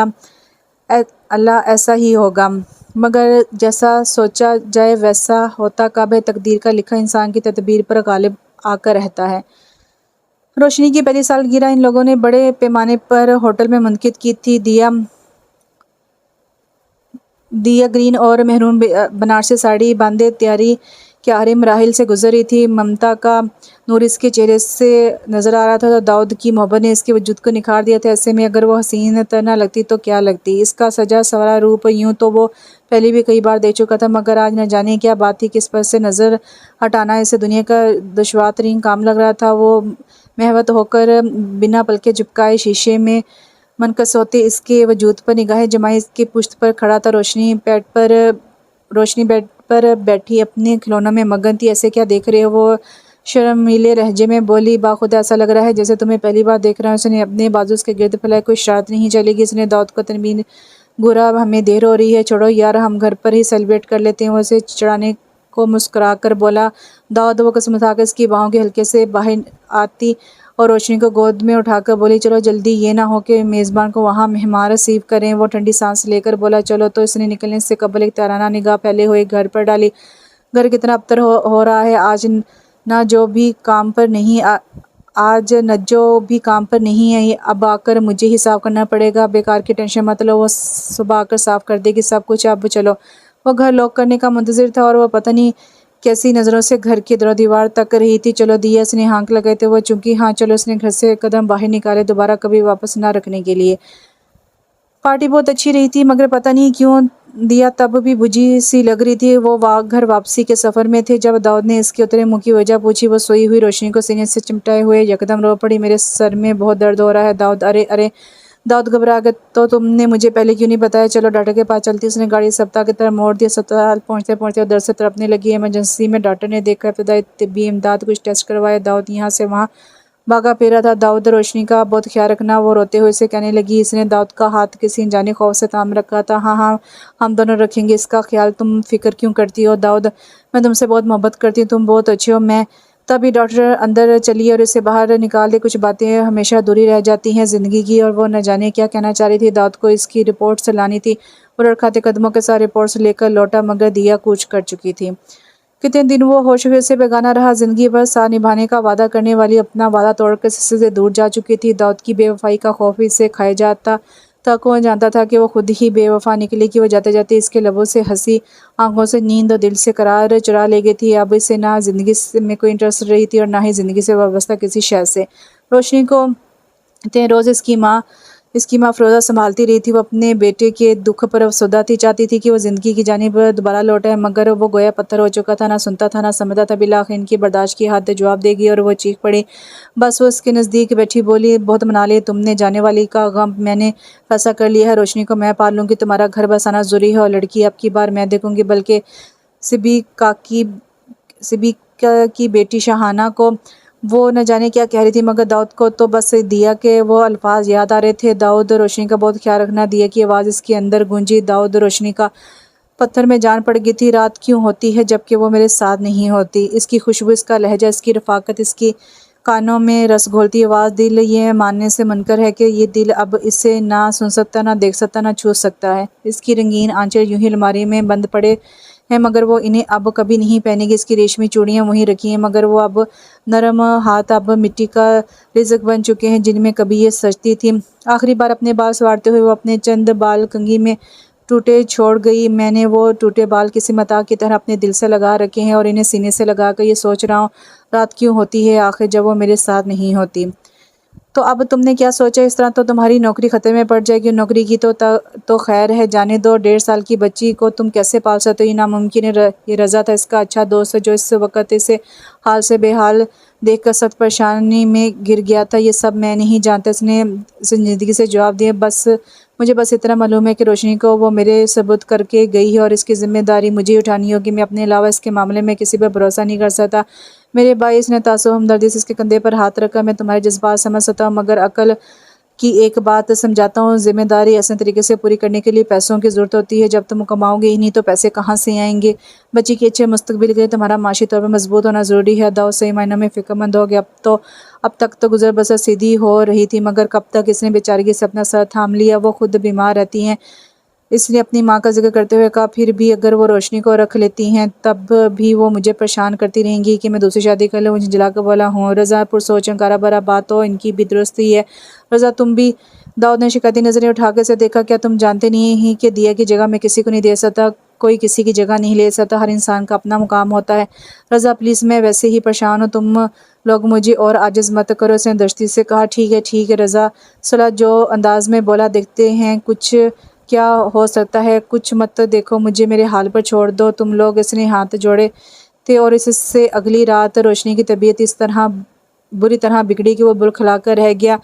الٹی موشنز دونوں دنوں میں صحت مند بچی کو کملا کر رکھ دیا تھا۔ اسے کی آنکھیں اوپر چڑھ گئی تھی۔ وہ گھبرا کے اسپتال لے کر بھاگا۔ وہاں ڈاکٹر نے ٹریٹمنٹ کے ساتھ ساتھ سخت سنائی۔ پتہ نہیں اس سے کیا بد احتیاطی ہوئی تھی کہ بچی کا یہ حال ہو گیا۔ پوری رات وہ بینچ پر بیٹھا رہا اور صبح اس نے رضا کو فون کیا تھا۔ رضا پلیز میری مدد کرو، یہ میری دور کی پھوپھو ہیں، عالیہ بھی۔ حیدرآباد میں ان کا گھر تھا۔ میرا مطلب ہے کہ ان کا سسرال شوہر کے انتقال کے بعد سسرال والوں نے جائیداد میں ان کی بیٹی کا حصہ دینے سے انکار کر کے انہیں گھر سے نکال دیا۔ بیٹی تو فی الحال وہیں ہاسٹل میں رہ کر اپنی پڑھائی مکمل کر رہی ہے، بیچاری یہاں میرے گھر میں پڑی ہوئی تھی۔ میں کہا ان کا ختم ہو چکا ہے، سو بے آسرا ہیں، نہایت ہی نیک خصلت اور شریف خاتون ہیں، تم دیکھ ہی چکے ہو، کام کاج میں بڑی پھرتی سے کر لیتی ہیں۔ رضا نے بتایا۔ عالیہ بھی نے بڑے شوق اور محبت سے روشنی کو گود میں اٹھا رکھا تھا۔ وہ کمرے میں تھی، داؤد لانچ میں بیٹھا انہی کو دیکھ رہا تھا، مگر کیا یہ روشنی کو اچھی طرح سنبھال سکیں گی؟ وہ فکر مندی سے پوچھنے لگا۔ کمال کرتے ہو، رضا نے ہنس کر کہا۔ وہ عورت ہیں، تجربہ کار ہیں، تمہاری سوچ سے بھی زیادہ اچھی طرح روشنی کا خیال رکھیں گے۔ تمہارے مسئلے کا حل مجھے تو ایک گورننس کی صورت میں ہی نکلتا دکھائی دے رہا ہے، مگر میں تصور میں تھا کہ کسی انجان عورت کو ایسی صورتحال میں گھر میں لا بٹھانا میرے خیال میں کچھ مناسب نہیں تھا۔ پھر اچانک ہی مجھے ان کا خیال آیا۔ تم سے بات کرنے سے پہلے میں نے ان سے بات کی۔ یہ بہت اچھی اور نیک دل خاتون ہے۔ ساری صورتحال سن کر ایک لمحہ ضائع کیے بنا انہوں نے تمہاری مدد کی حامی بھر لی۔ تم سے بھی ایک درخواست ہے۔ وہ ہچکچا کر چپ ہو گیا۔ ہاں کہو۔ داؤد نے اسے دیکھا۔ یار انہیں نوکروں کی طرح ٹریٹ مت کرنا، عزت دار عورت ہے۔ کیا تم داؤد خان کو اتنا کم ظرف سمجھتے ہو؟ اس نے مضبوط لہجے میں کہا۔ میرا سر ہمیشہ اس کی تعظیم میں جھکا رہے گا۔ میں جان دے دوں گا مگر ان کی عزت پر حرف نہیں آنے دوں گا۔ وہ کئی دنوں بعد پرسکون ہوا تھا۔ پورے دل سے اس نے یہ بات کہی تھی۔ شاباش۔ رضا خوش ہو کر بولا۔ مجھے تم سے یہی امید تھی۔ زندگی اپنے معمول پر آ گئی تھی مگر میں اب بھی رات بھر تمہاری خوشبو سے محو گفتگو رہتا ہوں۔ مجھے کوٹ پہنتے وقت، ٹائی کی نوٹ لگاتے وقت، بالوں میں برش پھیرتے وقت، گھر سے بنا تمہارا دیدار کیے نکلتے وقت تم بہت یاد آتی ہے۔ مگر اب میں روشنی کے لیے خوش ہوں۔ وہ صاف ستھری رہتی ہے۔ آئے دن جو اسے بیماریاں گھیری رہتی تھی ان سے بھی نجات مل چکی۔ وہ صحت مند رہنے لگی اور خوش بھی۔ اس کے لیے میں عالی بھی کا شکر گزار ہوں۔ اس نے لکھ کر ڈائری بند کی اور کرسی کی پشت سے سر ٹکا کر آنکھیں موند لی۔ شاید زندگی میں ٹھہراؤ آتا جا رہا تھا، عارضی ٹھہراؤ۔ امید سکندر نام تھا، خوبصورت تھی، ذہین تھی۔ پڑھائی ختم ہوئی تو وہ لوٹ آئی اپنی ماں کے پاس جو کسی اور کی اولاد کو سینے سے لگا کر پا رہی تھی۔ اسے ان کا یہ اقدام کچھ خاص پسند نہیں آیا۔ میں اپنے پیروں پر کھڑی ہو سکتی ہوں۔ جیسے مجھے نوکری ملے گی آپ یہ آیا گیری فوراً چھوڑ دیں گی؟ وہ ناپسندگی سے بولی۔ خاموش۔ ماں نے گورا ہونٹوں پر انگلی رکھ کر چپ ہو جانے کا اشارہ کیا۔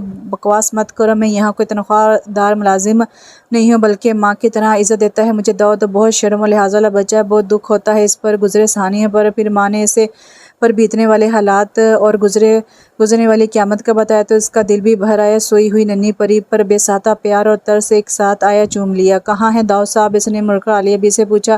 آفس والوں نے کام سے اسلام آباد بھیجا، آ جائیں گے چند روز میں۔ زندگی بھی کتنے ستم ظریف اتفاقات سے دوچار کرتی ہے دیا۔ آج بھی میں پہاڑوں پر ہوں، خوبصورت نظارے بھی وہی ہیں۔ ہمارے ملنے کی یہی تو تاریخ تھی۔ یہ بھی لوٹ آئی ہے مگر تم نہیں ہو۔ آسمان کی نیلاہٹ، آبشاروں کی نغمی، پرندوں کی چہچہاہٹ، بارش میں بھیگتے جھومتے اور افق کو چومتے اشجار، پھولوں کا رقص، رنگ، بو، خوشبو، بادل، سب کے سب وہی ہیں، یہی ہیں۔ مگر تمہیں کتنی جلدی تھی دیا جانے کی، تم کہیں نہیں ہو۔ پھر دیا کی روشنی امید سے یوں مانوس ہوئی گویا برسوں سے اسے جانتی ہو۔ سچ تو یہ تھا کہ عالیہ بی نے کچھ داؤد کی ہمدردی اور کچھ اپنی مجبوری کے تحت یہ ذمہ داری اٹھا تو لی تھی مگر اب 2.5 سالہ بے حد ایٹیٹیوڈ اور شریر سی روشنی کے پیچھے بھاگنا سے سنبھالنا انہیں دوبھر تھا۔ سو وہ خاموشی سے روشنی اور امید کے بیچ سے ہٹتی چلی گئی۔ داؤد 1 ماہ بعد واپس گھر لوٹ رہا تھا۔ اس نے یہ 1 ماہ روشنی کے بنا کیسے گزارا تھا؟ بس گزار لیا۔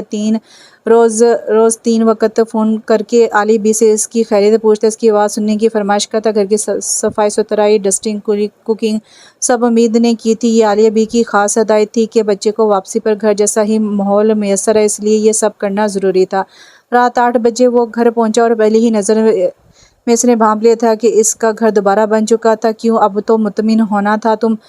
چھٹی کے دن رضا نے اس سے ملنے چلایا۔ وہ لاؤنج کے صوفے پر بیٹھا تھا۔ ہاں یار، گھر اور روشنی کی طرف سے مکمل اطمینان ہے۔ تو اب آگے کے متعلق کیا سوچا تم نے؟ رضا نے کچھ کھوجتی ہوئی نظروں سے اسے بغور دیکھا۔ کیا سوچنا؟ وہ الٹا رضا سے سوال کرنے لگا۔ دوبارہ گھر نہیں بسانا پلیز؟ اس کے چہرے کے عضلات تنگ۔ تم جانتے ہو میں اس موضوع پر بات کرنا پسند نہیں کرتا۔ اچھا خیر۔ رضا سنبھل گیا۔ چھوڑو اور بتاؤ ٹور کیسا رہا؟ اس نے پوچھا تو گفتگو کا رخ دوسری جانب مڑ گیا۔ امید کو داؤد انسان سے زیادہ فرشتہ لگا تھا۔ کہاں ہوتی ہے ایسی محبت جسے آج بھی وہ مری ہوئی بیوی سے کرتا تھا؟ بیڈ روم کی چیزیں اب تک ویسی ہی رہی تھی جیسے دیا نے رکھی تھی۔ پورے گھر میں عالیہ بی اور امید پورے حق سے رہتی تھی مگر اس کمرے میں داخلے کی اجازت نہیں تھی۔ مگر نہ جانے کیا ہوا تھا کہ امید کو اس پر زندہ جاوید محبتوں کی امین خوابوں جیسی خواب گاہ میں جانے کی کھوج لگ چکی تھی۔ جستجو شوق کا بڑھاوا دیتی جو اگر پورا نہ ہوتا تو حسد بن جاتا ہے۔ اس کی دوست ہما کہتی تھی کہ محبت آج کے دور میں صرف قصے کہانی میں دکھائی دیتی ہے اور سچ تو یہ ہے کہ آج کے عاشق و مشکوک دونوں ہی بڑے پریکٹیکل قسم کا عشق فرماتے، نفع نقصان پر گہری نظر رکھتے ہیں اور پھر یہی ٹھیک بھی ہے۔ آخر ایسی محبت کا کیا فائدہ؟ کچھ ہاتھ بھی نہ آئے۔ نہیں، اس نظریے کو آج کی زندگی پر کسی طرح بھی لاگو نہیں کیا جا سکتا اور کاش وہ اس دیوانے کو دیکھ لے تو اس سے اپنی ساری منطقیں اور عقلی دلیلیں اس پراسرار شخص کے سامنے فیل ہوتی دکھائی دیں۔ اسے محبت کر کے کیا مل رہا ہے؟ مگر یہ آج بھی اپنی گزری ہوئی بیوی سے محبت کرتا ہے، بنا نفع نقصان کی پرواہ کی، اور کتنی خوش نصیب ہے وہ عورت جو نہ ہو کر بھی اس کے من میں بستی ہے۔ آج کل نہ چاہتے ہوئے بھی امید یہی سب سوچ رہی تھی۔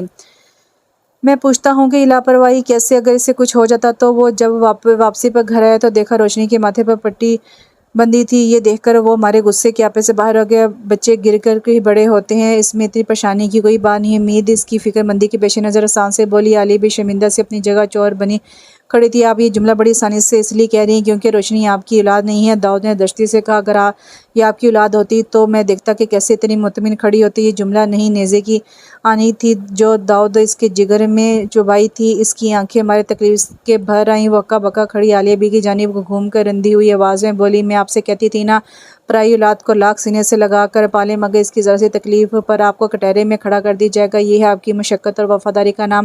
وہ کہہ کر اپنے اور عالیہ بی کے مشترکہ کمرے کی جانب بڑھ گئی۔ اسے روتے دیکھ کر داؤد کو اپنے لفظوں کی سنگینی کا احساس ہوا۔ بیٹا، عالیہ بی بے چارگی سے بولی، جانتی ہوں اپنی بچی کے لیے کتنے حساس ہو تم، مگر بیٹا یقین جانو ہماری لاپرواہی کی وجہ سے نہیں گری بچی۔ امید تو اس کا بہت خیال رکھتی ہے، نہلا کر لائی تھی، کمرے میں ماربل کا فرش تھا، بیڈ سے اچھل کے اتری اور فرش پر پھسل گئی، بس لمحوں میں ہو گیا سب۔ خود بھی بڑی فکر ہو رہی تھی، اسے پٹی کرواتے وقت خود بھی رو رہی تھی، بہت محبت کرتی روشنی سے، پر کہتی تو ٹھیک ہے پرائی اولاد کو پالنا آسان کام نہیں، مانو ہر وقت کوئی تلوار سر پر لٹکی ہو۔ اچھا خیر، وہ بھی کہہ کر اندر چلی گئی۔ وہ پشیمان سا لاؤنج کے صوفے پر گود میں روشنی کو سلائے ہوئے تھا اور روشنی کی آنکھ کھلی تھی۔ ممی ممی، وہ امید کو پکار کر رونے لگی اور امید کی سچائی پر مہر ثبت کر دی۔ میں بہت شرمندہ ہوں۔ دوسری صبح وہ ناشتے کی میز پر آ کر بولا تھا۔ وہ اس وقت روشنی کو دودھ لینے کچن میں آئی تھی، رک گئی۔ مجھے آپ کو اتنے سنگین الفاظ کہنے کا کوئی حق نہیں تھا، آپ تو میری محسن ہیں اور میں آپ سے اتنی ہی سخت لہجے میں بات کر گیا۔ کوئی بات نہیں، یہ تو آپ کا بڑا پن ہے کہ تنخواہ دار ملازم سے معذرت چاہ رہے ہیں، وہ تنزیہ بولی۔ دیکھیے، داؤد نے اس کے طنز کا از حد برا منایا، آپ اس طرح میرے خلوص کی توہین نہیں کر سکتی، میں آپ لوگوں کو ملازم نہیں بلکہ گھر کا ہی فرد سمجھتا ہوں۔ آپ نے سمجھا، مگر ہم ہیں تو نہیں۔ ایک کچی بات پر اتنی ناراضگی وہ کہہ کر چلتی بنی۔ داؤد کو اس پر بے حد غصہ آیا تھا۔ شاباش، بولو بولو ماما۔ امید اپنے کمرے میں بیڈ پر روشنی کو لیے بیٹھی تھی، عالیہ بھی کچن میں کچھ لینے گئی ہوئی تھی۔ داؤد جو امید کے کمرے کے سامنے سے گزرا تھا، باہر جا رہا تھا، کمرے سے آتی آواز پر ٹھہر گیا۔ روشنی نے کچھ شرما کر توتلی زبان میں کہا، ماما۔ ارے میری جان! امید نے ولہانہ انداز میں اسے گلے لگا لیا۔ داؤد کا سارا وجود مضطرب ہو گیا۔ اندر روشنی تکرار کر رہی تھی، ماما ماما۔ داؤد کے وجود کو اضطراب بڑھنے لگا۔ وہ امید کو ٹوکنا چاہتا تھا مگر ٹوک نہیں سکتا تھا۔ وہ روشنی کی ماں نہیں ہے، اسے روشنی کے منہ سے خود کو ماں نہیں کہلوانا چاہیے، مگر وہ روشنی کے وجود پر اپنی ممتا نچھاور کرتی ہے بنا غرض اور بلا معاوضہ۔ سو داؤد روشنی کو اسے ماں کہنے سے کیسے روک سکتا ہے؟ یہ تو نے کن اٹھائی گیر عورتوں کو گھر میں گھسا رکھا ہے۔ فروزہ داؤد سے ملنے کے لیے آئی تھی، وہی پرانا مقصد لے کر۔ آج کل وہ اپنی بہن سبیکہ کی چھوٹی بیٹی شہانہ کے لیے فکر مند تھی اور وہ جو یہ سوچ اپنے ذہن میں لے کر پشاور سے کراچی آئی تھی، اب تک تنہائی اور روشنی کی پرورش کے سلسلے میں پیش آنے والے مسائل نے داؤد کی ضد کی دیوار کو کمزور کر دیا ہوگا۔ تھوڑا بہت وہ اسے جذباتی طور پر پگلانے کی کوشش کر کے آخری چوٹ مار دے گی۔ یہاں پہنچ کر اپنی سوچوں کے برعکس دیکھا تو سخت بے مزہ ہوئی۔ ماں پلیز، داؤد مگر مدھم لہجے میں بولا، آپ ان معزز خواتین کے بارے میں کوئی سخت بات نہیں کر سکتی۔ کھانا خراب؟ انہوں نے سر جھٹک کر غصے سے کہا۔ تو کہتا ہے نامحرم عورتوں کو جو ایک ہی چھت کے نیچے رہ رہی ہیں۔ داؤد پتہ نہیں کون ہیں، کہاں سے، کس مقصد کے لیے آئی ہیں، اور تو ہے کہ اپنی بیٹیوں پورا گھر ان کے حوالے کر کے بڑے اطمینان سے بیٹھا ہوا ہے۔ وہ غضبناکی سے بول رہی تھی، تو پھر کس کے حوالے کرتا؟ داؤد بھی چھڑ گیا اور یکدم ان کے بیڈ سے اٹھ کھڑا ہوا۔ آپ تو روشنی کو یوں ہی چھوڑ کر چلی گئی تھی، پیچھے میں نے کن کن مسائل کا سامنا کیا، آپ کچھ بھی نہیں جانتی۔ تو میں اور کیا کرتی؟ وہ بھڑک گئی، مگر بڑے ٹھاٹ سے بیڈ پر نرم کمبل اوڑھے نیم دراز ماں پر کچھ اثر نہ ہوا۔ وہ اسی قدر سکون و اطمینان سے بولی، سب تیری غلطی ہے، کہہ تو رہی تھی تجھے کہ شادی کر لے شہانہ سے، روشنی کو ماں بھی مل جاتی اور مجھے گھر سنبھالنے والی بھی، مگر تیرے نزدیک تو ماں کی بات کی اہمیت نہ پہلے تھی اور نہ اب ہے، الٹا نہ جانے کن چکوں کو گھر میں گھسا کر گھر کا مالک بنا بیٹھا ہے۔ ماں پلیز، وہ عاجز آ کر بولا، آپ کچھ دن کے لیے آئی ہیں، آرام سے رہیں اور مجھے بھی آرام سے رہنے دیں۔ ہاں، میں تو آرام سے ہوں، پر یاد رکھنا کل کلاں کو اگر اس گھر اور روشنی کو یہ دونوں نقصان پہنچا کر چلتی بنی تو میرے پاس روتے ہوئے مت آنا۔ وہ کہہ کر بستر پر دراز ہوئی۔ کچھ دیر داؤد بے بسی سے انہیں دیکھتا رہا، پھر مڑ کر کمرے سے باہر قدم رکھا ہی تھا کہ کے ہاتھ میں چائے کی ٹرے اور آنکھوں میں ڈھیروں آنسو لیے امید کو کھڑا پایا۔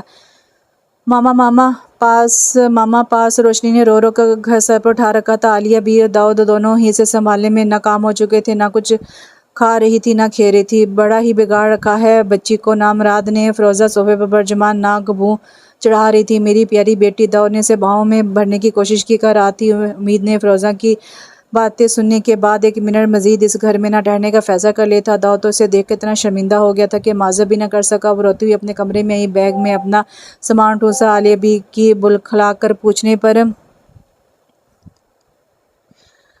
پر کہ کیا ہوا ہے وہ پھٹ پڑی۔ آخر میں نے ایسا کون سا گناہ کر دیا جو میں یہاں رہ کر سب کی تذلیل آمیز باتیں سنوں؟ میں اب ایک منٹ بھی مزید نہیں ٹھہروں گی۔ ابھی اور اسی وقت اس گھر سے جا رہی ہوں۔ جن کا گھر ہے وہ سنبھالیں، بہت جلد میں رہائش کا انتظام کر کے آپ کو بھی وہیں بلوا لوں گی۔ اس نے بیگ کی زپ بند کی اور اپنے ہاتھ میں پکڑا ہینڈ بیگ کو دوسرے کندھے پر ڈالا۔ ایک اداس اور نم نگاہ سوئی ہوئی معصوم روشنی پر ڈالی اور گھر سے باہر قدم رکھ دی۔ عالیہ بھی اس کے عقب میں ارے ارے کرتی رہ گئی۔ اپنی دوست ہما کے ہاسٹل پہنچنے کے 1 گھنٹے بعد اسے عالیہ بی کی پریشانی کا خیال ہے۔ فون کر کے اپنی خیریت کی اطلاع اور واپس نہ آنے کا اعلان کیا۔ عالیہ بی بھی اس کی حرکت کا محرک جان کر ازحد مطمئن ہوئی۔ حالات نے انہیں کیا سے کیا بنا دیا تھا۔ ایک وقت تھا کہ جب وہ بڑی شان سے اپنی حویلی میں رہا کرتی تھی، شوہر نے ان سے پسند کی شادی کی تھی، سو وہ ساری زندگی سسرال والوں کے لیے ناپسندیدہ رہی۔ جوں ہی شوہر کی آنکھیں بند ہوئیں، گویا عافیت نے بھی ان سے نگاہیں پھیر لیں۔ وہ ساری رات تڑ تڑ کر روتی رہی۔ صبح ہوئی تو روشنی نے ان کا ساتھ دینا شروع کر دیا، کیونکہ وہ بری طرح امید کی عادی ہو چکی تھی۔ اس کے ساتھ کھیلتی، جیسے کھاتی ہنستی، اس کے ساتھ سوتی، اور اب جب آنکھ کھلنے پر وہ نہ ملی تو اس نے بھی کھانے پینے، سونے جاگنے، ہر چیز سے انکار کر دیا اور صرف روتی رہی۔ ماما پاس داؤد کی گود میں بھی آ کر اس کا یہی راگ تھا۔ داؤد نے روشنی کی ابتر حالت دیکھی اور یکدم ہی فیصلہ کن انداز میں اٹھ کھڑا ہوا۔ عالیہ بی اسے سر جھکائے ندامت سے بیٹھی، عالیہ بی کی جانب جواب طلب نگاہوں سے دیکھا۔ کہاں گئی امید؟ اس نے پوچھا۔ تذلیل کا جاں گسیلے سانس اپنی جگہ، مستقبل کے اندیشے اور اس ننھی پری کی یاد۔ سوئی تو ساری رات امید بھی نہیں تھی۔ کچھ دیر پہلے ہی اس کی آنکھ لگی تھی۔ ہما نے تقریباً جھنجھوڑتے اٹھایا۔ اٹھو مومی، تم سے کوئی ملنے آیا ہے۔ کون؟ اس نے بامشکل تمام سوجی ہوئی آنکھیں کھولیں۔ شاید روشنی اپنے پاپا کے ساتھ، ہما نے کہا تھا، اور اس نے دیکھا۔ امید نے فوراً سے پہلے اپنا کمبل اتار پھینکا اور ایک جست میں چارپائی سے اتر کر بنا منہ دھوئے یا بال سنوارے کمرے سے چھپک سے باہر نکلی، اور ہما بڑی معنی خیزی سے مسکرائی تھی۔ ماما ویٹنگ لاؤنج میں امید جو ہی داخل ہوئی، روشنی دیوانہ وار داؤد کا ہاتھ چھڑا کے اس تک آئی تھی۔ امید نے بڑی بے قراری سے اسے اپنی باہوں میں اٹھایا تھا۔ روشنی زور زور سے رونے لگی۔ شاید قدرت نے انسان کے خمیر میں یہ چیز گوندھی ہے کہ اس کی عمر کوئی بھی ہو، خوشی کی انتہا پر نہ جانے اتنے بہت سارے آنسو کہاں سے اس کی آنکھوں میں چلے آتے ہیں۔ میری بچی، میری روشنی، امید نے بے تحاشا چوم رہی تھی۔ گھر چلیں، گھر، اس نے اپنی توتلی اور دورے فکروں والی زبان میں کہا کہ ماما گھر چلے۔ داؤد نے ایک لفظ بھی نہیں کہا، بس یوں ہی خاموشی سے اپنی پینٹ کی جیبوں میں ہاتھ ڈالے کھڑا بغور یہ منظر دیکھتا رہا۔ ہاں کیوں نہیں، اس نے مسکراتے ہوئے کہا، ضرور چلیں گے گھر ہمارے۔ ہما نے سامان لا کے اسے تھما دیا اور جاتے وقت اس کے کان میں یہ منتر پھونکا تھا کہ محبت کرنے والوں کی قدر کرنا سیکھو، غیروں کے طعنوں سے گھبرا کر خود سے محبت کرنے والوں کو کسی آزمائش سے دوچار کر دینا دانش مندی نہیں۔ کہ جرأت مندانہ قدم جب اٹھا ہی لیا ہے تو ثابت قدمی کا مظاہرہ کرو، اور یوں بھی میرا وجدان کہہ رہا ہے کہ وہ دن دور نہیں کہ جب تمہاری یہ آزمائش کسی خوبصورت بندر میں تبدیل ہو جائے گی۔ فیروزہ امید کی گھر واپسی پر ناراض ہو کر جا چکی تھی۔ انہیں سمجھانا اور ان کی بات مان جانا دونوں ہی داؤد کے بس میں نہیں تھا، اور غالباً یہی صورتحال دوسری طرف بھی تھی۔ خیر، امید گھر لوٹ آئی۔ عالیہ بی نے روشنی کے حالات کے متعلق بتایا تو وہ بہت پشیمان ہوئی۔ آتے اسے کھانا کھلایا پلایا، نہلایا، پھر خود بھی اس کے ساتھ آرام سے سو گیا۔ عالیہ بی کو اب اس صورتحال کی سنگینی کا اندازہ ہوا تھا۔ ان کی پریشان نگاہیں ایک دوسرے کے ساتھ اطمینان سے سوئی ہوئی امید اور روشنی پر تھی۔ اس بے نام رشتے کا کیا مستقبل تھا؟ روشنی آج 3 سال کی ہو گئی ہے دیا۔ اس کی تیسری سالگرہ بھی میں نے بڑے اہتمام سے سیلیبریٹ کی ہے۔ وہ آج پنک اور سلور رنگ کی فراک میں بالکل تمہارا پرتو لگ رہی تھی۔ اس کے بال، اس کی آنکھیں، اس کی مسکراہٹ، تھوڑی کا تل، سب تم سے بہت ملتے ہیں دیا۔ اور اتنا لکھ کر داؤد گہری سوچ میں پڑ گیا۔ لکھنا چاہتا تھا کہ اس کے بال، اس کی آنکھیں، اس کی مسکراہٹ اور تھوڑی کا تل، سب تم سے بہت ملتے ہیں دیا، مگر اس کے انداز، اس کے اطوار، نشست و برخاست سب امید جیسے ہیں دیا کی روشنی اب امید کے وجود سے منقص ہو رہی تھی۔ وہ چاہتا تھا کہ یہ بات دیا کو بتائے، مگر نہ جانے کیا بات ہوئی، وہ اس کے آگے لکھ ہی نہ سکا تھا۔ تب ہی کسی نے بہت ہی متوحش انداز میں اس کا دروازہ بری طرح پیٹا تھا۔ وہ چونک پڑا، ڈائری بند کر کے دروازہ کھولا اور دروازے کی طرف بڑھا اور دروازہ کھولا۔ سامنے ہی بری طرح روتی ہوئی امید کھڑی تھی۔ وہ امی کو نہ جانے کیا ہو رہا ہے، ان کی سانسیں اکھڑ رہی ہیں۔ امید نے بے ربط سے جملے ادا کیے۔ چلو داؤد گاڑی کی چابی اٹھا کر سرات سے باہر نکلا۔ جیسے تمہاری بیٹی عزیز ہے، میرے بچے۔ اسپتال کے بیڈ پر لیٹی عالیہ بھی داؤد کا ہاتھ اپنے کامتے ہوئے ضعیف اور مختلف ڈرپس کی سوئیوں سے چھلنی ہاتھ سے تھامے بڑی لجہت سے کہہ رہی تھی، انہیں دل کا دورہ پڑا تھا۔ برکت اسپتال پہنچنے پر انہیں ٹریٹمنٹ دی گئی تھی، مگر اپنی زندگی سے مایوس اور امید کے مستقبل سے خوفزدہ ہو گئی تھی۔ اسی طرح مجھے میری بیٹی کی بہت فکر ہے داؤد۔ اسے تم بلیک میلنگ، خود غرضی، مفاد پرستی کچھ بھی کہو، میں جانتی ہوں کہ دنیا ایک بے آسرا جوان لڑکی کے ساتھ کیا سلوک کرتی ہے۔ میرے بعد میری بچی کہیں کی نہیں رہے گی۔ تمہاری نیت لاکھ صاف ہے، مگر داؤد دنیا تمہیں جینے نہیں دے گی۔ میری بچی سے تمہاری چھت کا آسرا بھی چھین لے گی۔ تم سمجھ رہے ہو نا میں کیا کہنا چاہ رہی ہوں؟ انہوں نے بڑی امید و آس سے داؤد کا اسپاٹ چہرہ دیکھا۔ آپ اتنی فکر مند کیوں ہو رہی ہیں؟ انشاءاللہ آپ ٹھیک ہو جائیں گی۔ داؤد نے نظریں چرا کر انہیں دلاسا دیا۔ نہیں نہیں، عالیہ بی نے اس کا ہاتھ بے دلی سے چھوڑ دیا اور ہانپنے لگی۔ اتنا بول کر وہ تھک چکی تھی۔ چراغ کی اونچی لو اس کی زندگی کے اختتام کی خمیازی کرتی ہے۔ میں جان گئی ہوں کہ مجھے انہیں چند سانسوں کی مہلت کیوں دی گئی ہے داؤد۔ پھر جیسے عالیہ بی کی آواز میں حکم دہرایا، روشنی امید کے بغیر نہیں رہ سکے گی، اور نا امید بنا کسی جائز رشتے کے تمہارے ساتھ اکیلے تنہا گھر میں رہ سکتی۔ ایک بار میں نے مشکل وقت میں تمہارا ساتھ دیا تھا، آج تمہاری باری ہے۔ بتاؤ اس احسان کا بدلہ چکانے کی طاقت رکھتے ہو؟ ایک مرتی ہوئی بے بس ماں ہر حربہ اپنا کر اپنی بیٹی کا مستقبل محفوظ بنانا چاہ رہی تھی، خواہ اس کے لیے اسے احسان جتانے جیسی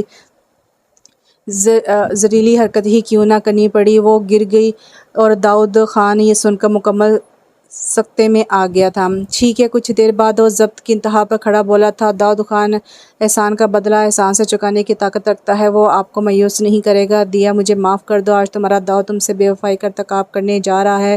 زندگی بھی عجیب ہے، انسان کو کبھی کبھار ایسے مقام پر کھڑا کرتی جس سے فرار ممکن نہیں ہوتا۔ ایک زندگی اور موت کے درمیان ڈولتی ہوئی ماں جو میری محسن بھی ہے۔ میں چاہ کر بھی اس کی بات رد نہیں کر پا رہا، اور رد کر کے بھی کس طرح کر سکتا ہوں؟ بالفرض محال، اگر میں احسان فراموش بن بھی جاؤں تب بھی میں روشنی کا کیا کروں گا؟ میں اس روشنی کا کیا کروں گا جس کی تابندگی اب امید سے مشروط ہو چکی ہے؟ نہیں دیا، داؤد اتنا کم ظرف نہیں کہ اپنی محبت کی خاطر 3 زندگیوں سے اور ان کی امیدوں سے، ان کی توقعات سے کھیل جائے۔ مجھے معاف کر دو، مجھے معاف کر دو۔ اور وہ جو ان جوان توانا بھرپور طاقتور مرد پھٹ پھٹ کے رو دیا تھا۔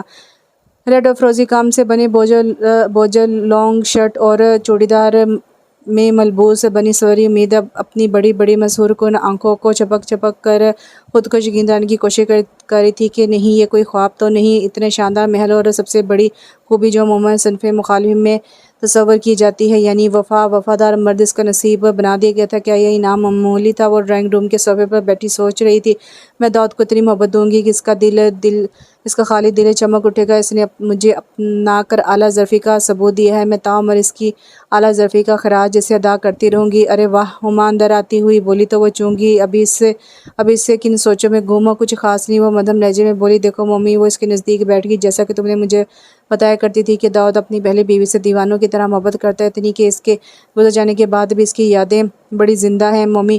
اب جب کہ اس نے تمہاری عزت و ناموس کی خاطر، اور سب سے بڑی بات امید بغور اس کی بات سن رہی تھی۔ کچھ توقع کے بعد ہما دوبارہ کہنے لگی، اس نے اپنی بیٹی کی خاطر تمہیں اپنایا ہے تو تمہیں بھی اسے کچھ وقت دینا پڑے گا۔ ظاہر تمہاری محبت اس کے دل میں بیدار ہونے میں کچھ تو وقت لگے گا، اور یہ عرصہ تمہیں حکمت اور دانش مندی سے گزارنا ہوگا، کیا سمجھی؟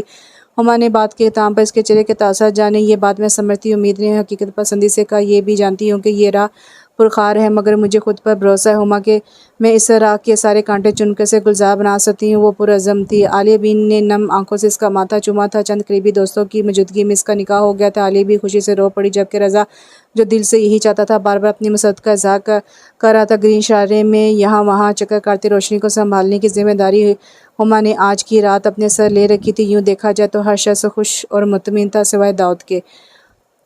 اب وہ اسے رخصت کر کے حجرہ رسی میں لے جا رہا تھا۔ آج یقیناً اس پراسرار خوابگاہ کے سارے سربستہ راز اس پر کھل جاتے۔ سرور اور مستی کی لہریں امید کی انگ انگ میں بہنے لگیں، مگر اس سے پہلا جھٹکا تب لگا جب داؤد کے بیڈ روم کی بجائے اسے گیسٹ روم میں پہنچا دیا گیا تھا۔ یہ الگ بات کہ گیسٹ روم کی بجائے اب یہ کمرہ بیڈ روم کا منظر پیش کر رہا تھا، اور اب اسے وہیں بیٹھ کر داؤد کی آمد کا انتظار کرنا تھا۔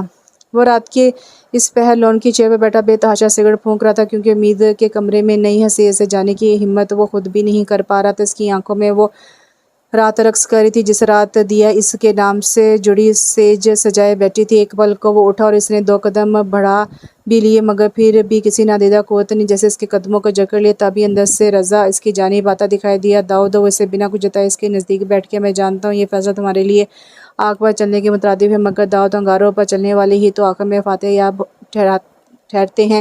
میں یہ نہیں کہہ رہا کہ تم بھابھی کی یادوں سے دستبردار ہو جاؤ، جانتا ہوں نہیں ہو سکتے، مگر یہ ضرور کہوں گا کہ جانے والوں کی یاد میں کھو کے انسان زندہ انسانوں کو فراموش کر دینا انسانی نہیں۔ وہ اتنا کہہ کے اس کا کندھا تھپ تھپا کر واپس اندر چلا گیا۔ داؤد نے آدھی جلی سگریٹ پھینکی اور اٹھ کھڑا ہوا، اور واقعی وہ انگاروں پر چلتا ہوا ہی کمرے تک آیا تھا، مگر خیر گزری کے اس کا انتظار کرتے کرتے وہ سو چکی تھی۔ داؤد کے لبوں سے ایک تشکرانہ سانس نکلی اور وہ وہیں صوفے پر ڈھیر ہو گیا۔ اس کی شب زفاف گزر چکی تھی۔ صبح داؤد سے قبل امید جاگی تھی۔ یوں ہی ٹیک لگائے وہ اپنے نئے نویلے دولہا کا انتظار کرتے، نہ جانے کب تک آنکھیں موند گئی تھی۔ جو آنکھ کھلی تو سر بھاری بوجھل آنکھیں اور کمر تختہ محسوس ہوئی، مگر ان ساری اذیتوں سے زیادہ اذیت اسے داؤد کو صوفے پر سوتے دیکھ کر ہوئی تھی۔ وہ اپنے آنسو خود ہی پونچھتی ہوئی اٹھی اور واش روم میں جا کر کپڑے تبدیل کیے، مدھم پڑتا میک اپ صاف کیے، جوڑی اتاری اور وضو کر کے باہر چلی۔ ایک شاکی نگاہ اس بے درد پر ڈالی اور نماز کی نیت باندھ لی۔ پورے خشوع خضوع سے نماز کی ادائیگی کے بعد وہ مکمل پرسکون ہو چکی تھی۔ جب وہ انسان کی فکر کو دور کر دیتی تب یہ پریشانی کیسی؟ وہ خود ہی اپنی ہمت باندھتی نماز کے کچھ دیر بعد آہستگی سے دروازہ کھول کر کمرے سے باہر چلی آئی۔ ارے واہ، دلہن بیگم اتنے سویرے بیدار ہوگئی۔ وہ کچن میں داخل ہو رہی تب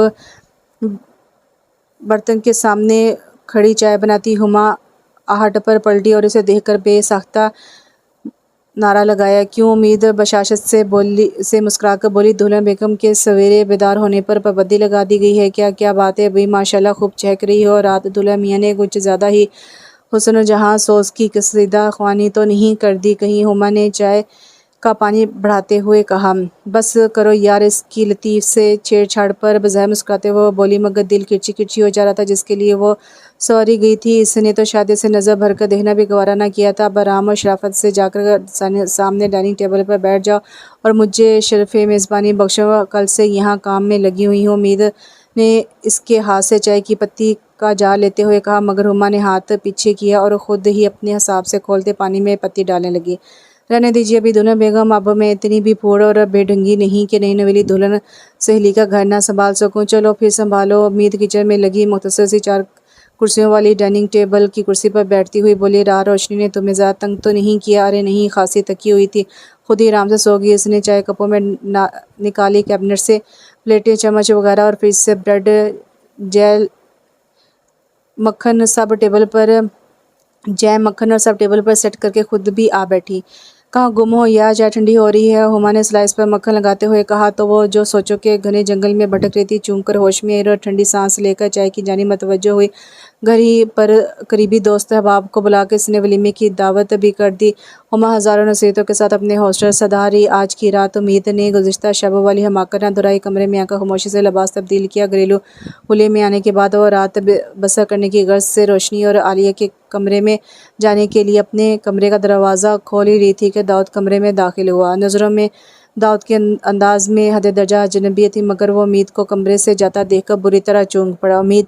اس نے بے ساختہ ہی گھبرا کر پکار لیا۔ امید پلٹی، جی کہاں جا رہی ہو؟ روشنی کے پاس۔ نہیں ٹھہرو، وہ حکمرانہ انداز میں بولا، نہیں آپ میری وجہ سے خواہ مخواہ ڈسٹرب ہوں گے۔ وہ نظریں جھکائے کہہ رہی تھی، انداز جھجکتا ہوا سا تھا۔ میں نے کہا نا نہیں ٹھہرو، بلکہ بیٹھو، میں تم سے چند ضروری باتیں کرنا چاہتا ہوں۔ وہ اضطراری انداز میں اپنے گھنے بالوں میں انگلیاں چلاتا ہوا صوفے پر بیٹھ گیا۔ امید اس کے مقابل بیڈ پر آ بیٹھی۔ چند لمحے وہ یوں ہی غیر مرئی نقطے کو تکتا رہا، پھر جیسے چونکا۔ ہاں، اس نے کہنا شروع کیا، میں جانتا ہوں یقیناً یہ شادی تمہارے لیے بھی اتنی ہی غیر متوقع رہی ہوگی جتنی میرے لیے، مگر زندگی شاید غیر متوقع واقعات ہی کا نام ہے۔ ہاں، یہ بات سچ ہے کہ دیا۔ اتنا کہہ کر وہ ٹھہر گیا، ایسے جیسے وہ اس نام کو پوری طرح محسوس کر رہا ہو۔ امید یکٹک اس کی جانب دیکھ رہی تھی۔ میری زندگی اسی ایک نام سے شروع اور اسی نام پر ختم ہو جاتی، مگر انسان اپنی زندگی اپنی مرضی سے کب جی سکا ہے؟ میں بھی نہیں جی پایا۔ وہ دیکھتے ہی دیکھتے مجھے تنہا چھوڑ گئی۔ اگر اس اکثر اس کے سر میں درد اٹھا کرتا تھا، ہلکی پھلکی میڈیسن لے کر وہ درد معمولی سمجھ کر ٹال دیتی تھی۔ اس نے کبھی اپنا اور میں نے بھی اس کا اتنا دھیان نہیں کیا، پتہ نہیں کیا تھا دماغ میں ٹیومر پڑ رہا تھا اس کے۔ وہ بے بسی سے دانت بیچتا ہوا بولا، جیسے کسی نے اس کی تکلیف کو محسوس کیا۔ وہ مجھے چھوڑ گئی مگر میں اسے نہیں چھوڑ سکا۔ وہ مجھے اپنی روح میں شامل ہوتی محسوس ہوتی ہے۔ وہ اپنے آپ میں نہیں رہا تھا، وہ اب اپنے آپ میں نہیں رہتا ہوتا تو اس اپنی بیوی کے سامنے یوں اپنی محبوبہ کا تذکرہ کرا ہوتا۔ امید کو پتہ بھی نہیں چلا اور اس کے آنسو بآواز بہنے لگے۔ میں ہر روز ہر وقت اس سے محو گفتگو رہتا ہوں، مجھے اپنی زندگی میں کوئی کمی محسوس نہیں ہوتی۔ مگر وہ بولتے بولتے ہڑبڑا کر بری طرح چونکا تھا، پھر سیدھا ہوا، 2 منٹ کی خاموشی اختیار کی، پھر سنبھل کر کہنا شروع کیا، دیکھو امید، میں جانتا ہوں کہ اس نئے رشتے کے حوالے سے تمہاری بھی کچھ توقعات ہوں گی۔ میرا یہ سب کچھ تمہیں بتانے کا صرف یہ مقصد ہے کہ تم میری پوزیشن کو سمجھ سکو۔ مجھے کچھ وقت درکار ہے اب، جب کہ تم میری زندگی کے ساتھی بنا ہی دی گئی ہو تو میرا ساتھ دو۔ میں عالیہ بی کے آگے شرمندہ نہیں ہونا چاہتا، وہ کیا سوچے گی کہ میں ان کے کہے کا معنی رکھ سکا۔ نہیں امید، ایسا مت کرو، اس نے زندگی سے سمجھانا چاہا۔ عالیہ بی، امید نے تعجب سے دیکھا، امی نے کیا کہا آپ سے؟ وہ داؤد گڑبڑا گیا۔ وہ یقیناً لا علم تھی کہ یہ شادی عالیہ بی ہی کی خواہش پر کی گئی، ان کی خواہش اور داؤد کی ضرورت۔ وہ اصل میں اگر تم شادی کی دوسری رات ہی روشنی کے پاس مجھے اکیلا چھوڑ کر چلی گی تو میں ان کے سوالات کا کیا جواب دوں گا؟ داؤد نے بروقت بات بنائی۔ میں کوشش کروں گی۔ یقیناً وہ داؤد کی تعاون سے مطمئن ہو گئی تھی، اسی لیے وہ اپنے آنسو پوچھتے ہوئے بولی کہ آپ کو کبھی شکایت کا موقع نہ دوں۔ Good girl. داؤد اپنے نشست سے اٹھتا ہوا بولا، اب تم آرام سے یہاں سو جاؤ، مجھے کام ہے، میں تھوڑی دیر بعد واپس نہیں آؤں گا۔ وہ اپنا لائٹر اور سگریٹ اٹھاتا ہوا بولا اور کمرہ عبور کر گیا۔ وہ اسے یہاں روک کر خود کمرے سے چلا گیا تھا۔ دونوں باتوں میں کیا فرق ہے، یہ سوچنے کے لیے ابھی پوری رات پڑی تھی، اس لیے گمسم ہی امید سوچنے لگی، دیا امید ایک اچھی لڑکی ہے، اتنی اچھی کہ کوئی بھی لڑکا اس کی تمنا کر سکتا ہے، مگر میں اس کا تمنا ہی نہ تھا، مجھے تمہارا سودا ہی کافی ہے۔ مگر زندگی کی ضروریات کو خواہشوں تمناؤں سے کوئی غرض نہیں ہوا کرتی۔ امید اور روشنی کے عجیب تعلق نے اس رشتے کو جنم دیا اور میں اس رشتے کا احترام کرنے پر مجبور ہوں۔ ہاں دیا، امید میرے لیے محترم ہے، جیسے بے غرض محبت اور روشنی کو دے رہی ہے، جتنا پیار اور ساس سے وہ اس کی پرورش کری، میں خود کو اس کا مقروض سمجھنے لگا ہوں۔ میں نہیں جانتا ہمارے رشتے کا مستقبل کیا ہے، مگر اتنا جان گیا ہوں کہ مجھے امید کا قرض چکانا ہی ہوگا۔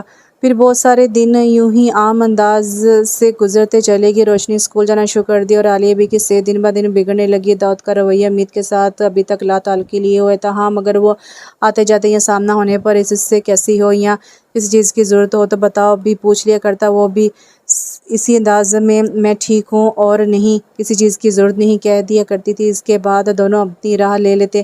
اب تک تو امید برداشت کی پالیسی پر عمل پیرا تھی، مگر رشتے کے ساتھ ہی احساسات بدل گئے تھے۔ وہی داؤد جو پہلے اسے عظیم لگا کرتا تھا، اب اس کی عظمت سے اسے چڑ محسوس ہونے لگی تھی۔ پہلے اسے دیا پر رشک آیا کرتا تھا، اب وہ اس سے حسد محسوس کرنے لگی۔ کیا عشق تھا صاحب جس نے جوان خوبصورت بیوی کا وجود بلا رکھا تھا، مگر پھر بھی وہ بڑے استقلال سے اپنے محاذ پر ڈٹی ہوئی تھی اور ڈٹی رہی تھی کہ ایک دن بالکل اتفاقاً وہ روزانہ کی طرح داؤد کے آفس جانے کے بعد صفائی والی سے اپنی نگرانی میں گھر کی صفائی ستھرائی کروا رہی تھی کہ اچانک اس کی نظر داؤد کے ہمیشہ بند رہنے والے بیڈ روم کے دروازے پر پڑی، جھری جھری سی دکھائی دی۔ اس نے اپنا وہم سمجھ کر ٹالا، مگر نہیں ذرا قریب آئی، دروازہ واقعی کھلا ہوا تھا۔ داؤد کی فاش غلطی، مگر اس کے پورے وجود میں سنسناہٹ دوڑ گئی۔ افراتفری میں کام والی سے صفائی کرواتی اسے چلتا کیا اور کمرے میں داخل ہوئی۔ اپنی دفتر سے باہر جس چیز کو بہت سوچا گیا ہو، معجزاتی طور پر وہ شے ہاتھ لگ جانے پر انسان کو جو محسوس ہو سکتا ہے، وہی احساسات اس وقت امید کے تھے۔ کمرے میں مکمل اندھیرا تھا، مکمل بھاری میرون اور گولڈن پردے کھڑکیوں پر پڑے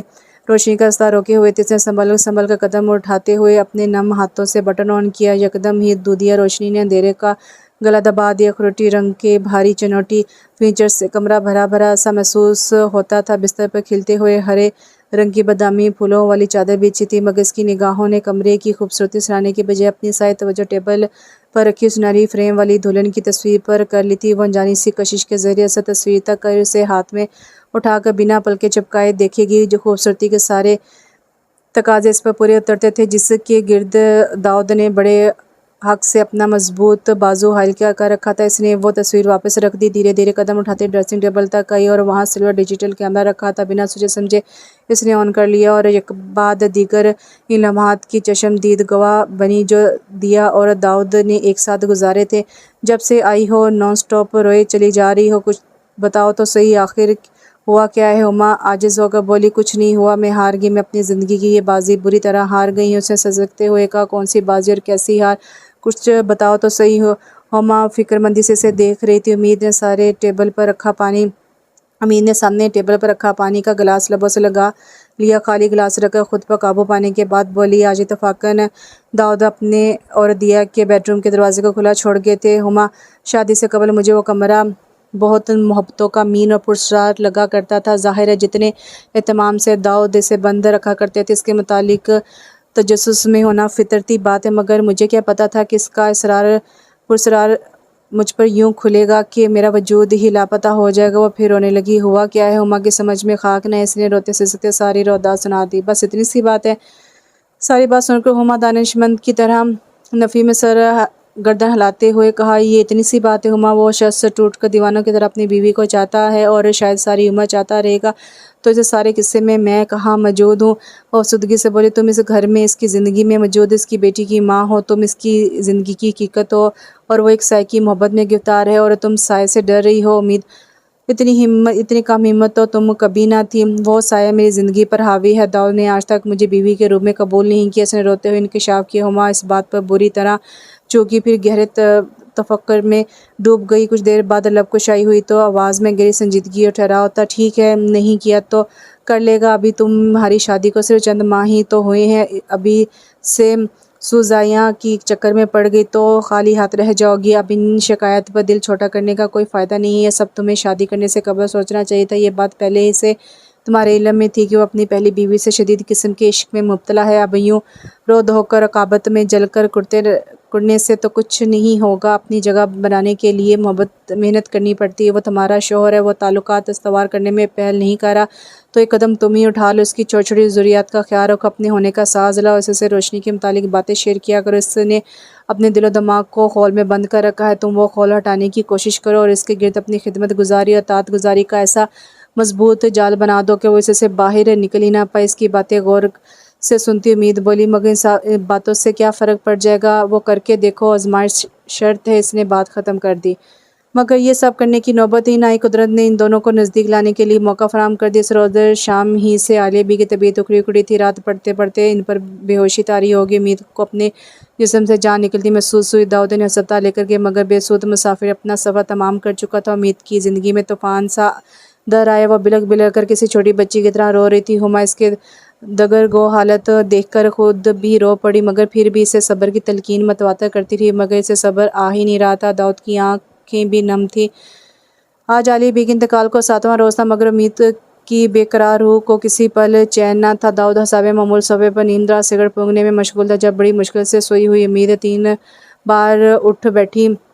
امی، امی، آپ مجھے چھوڑ کر کیوں چلے گئی؟ امی، آپ نے مجھے اکیلا چھوڑتے ہوئے میرا بالکل بھی احساس نہیں کیا، میں آپ کے بعد کیسے رہوں گی؟ وہ روتے مسلسل الفاظ کی گردان کر رہی تھی۔ داؤد جو بہت غور سے اسے دیکھ رہا تھا، کچھ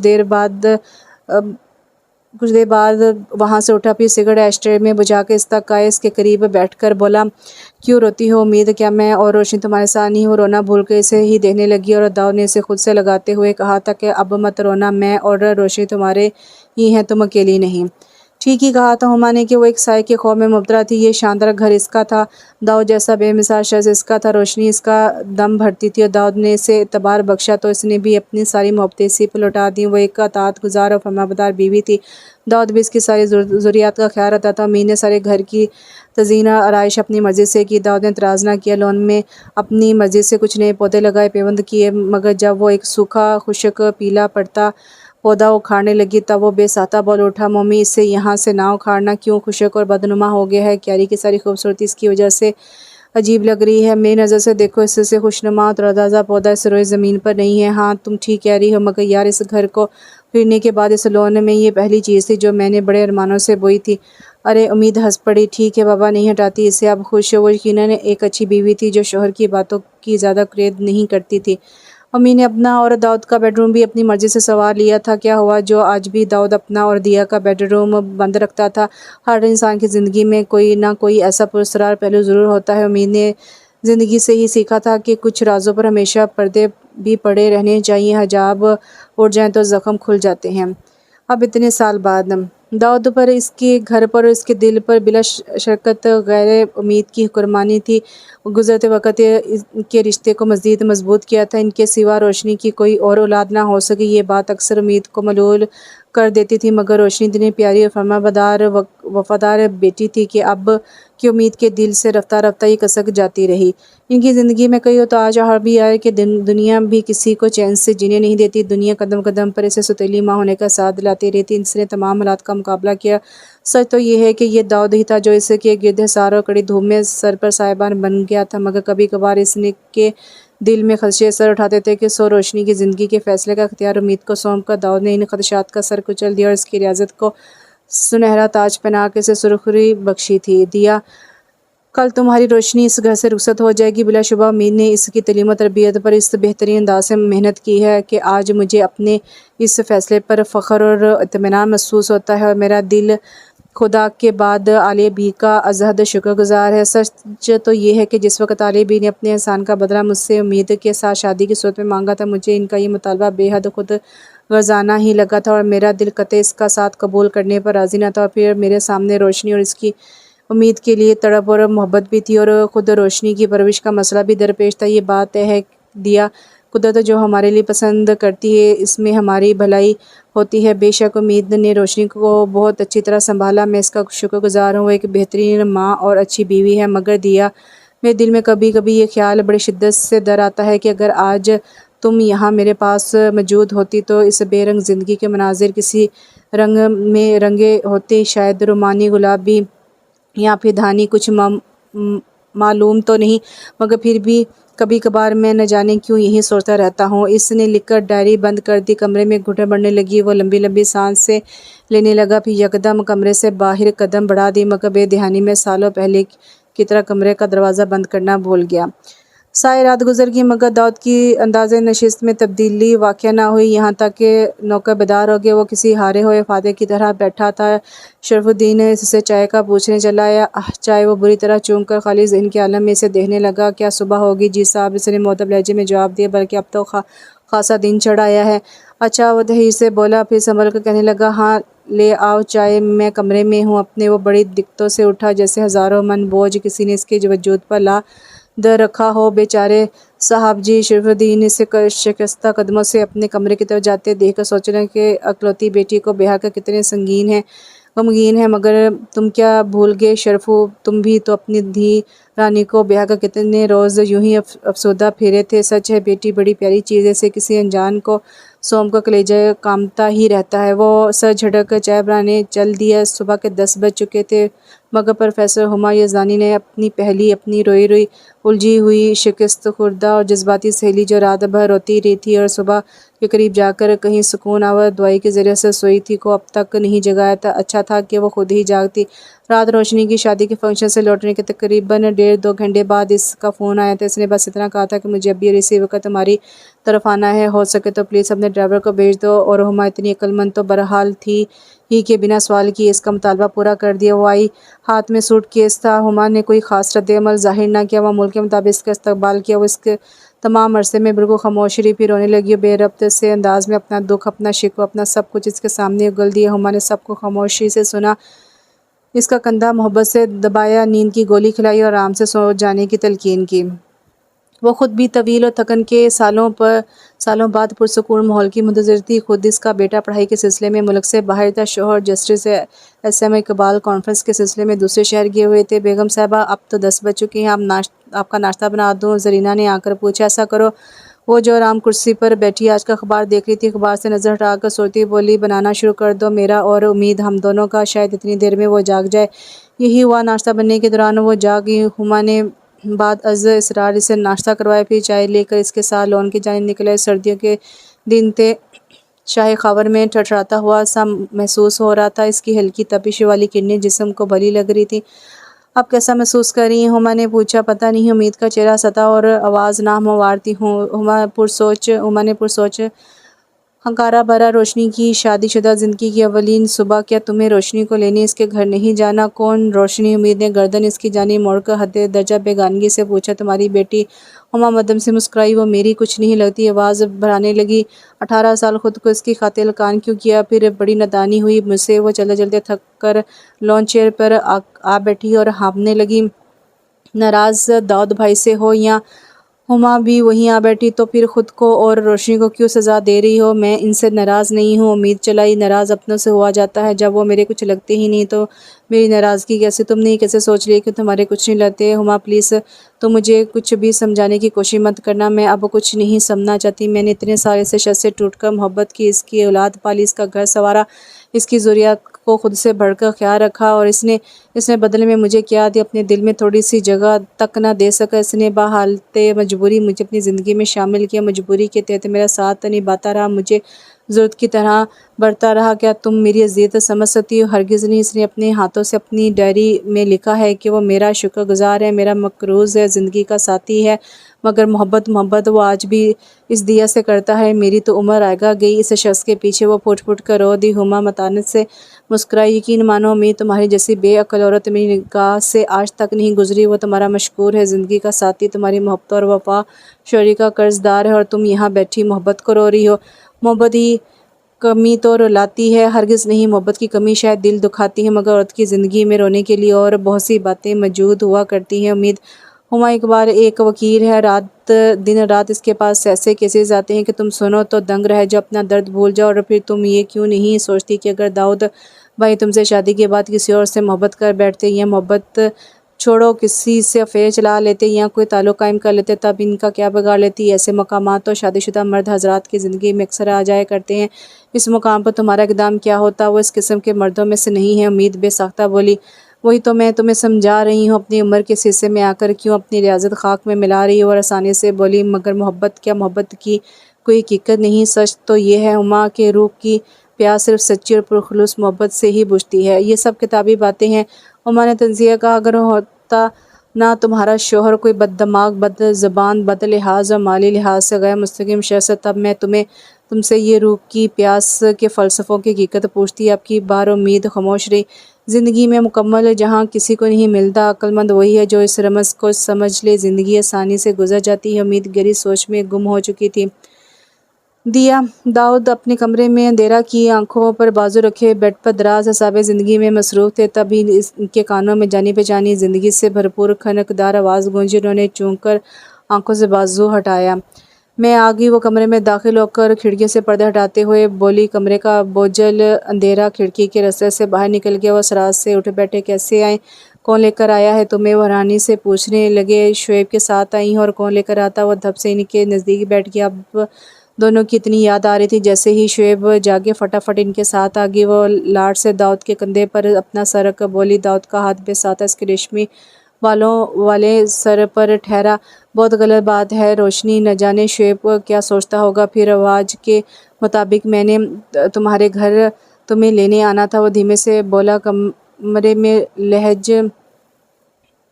لہجے سے شفقت جھلکتی تھی۔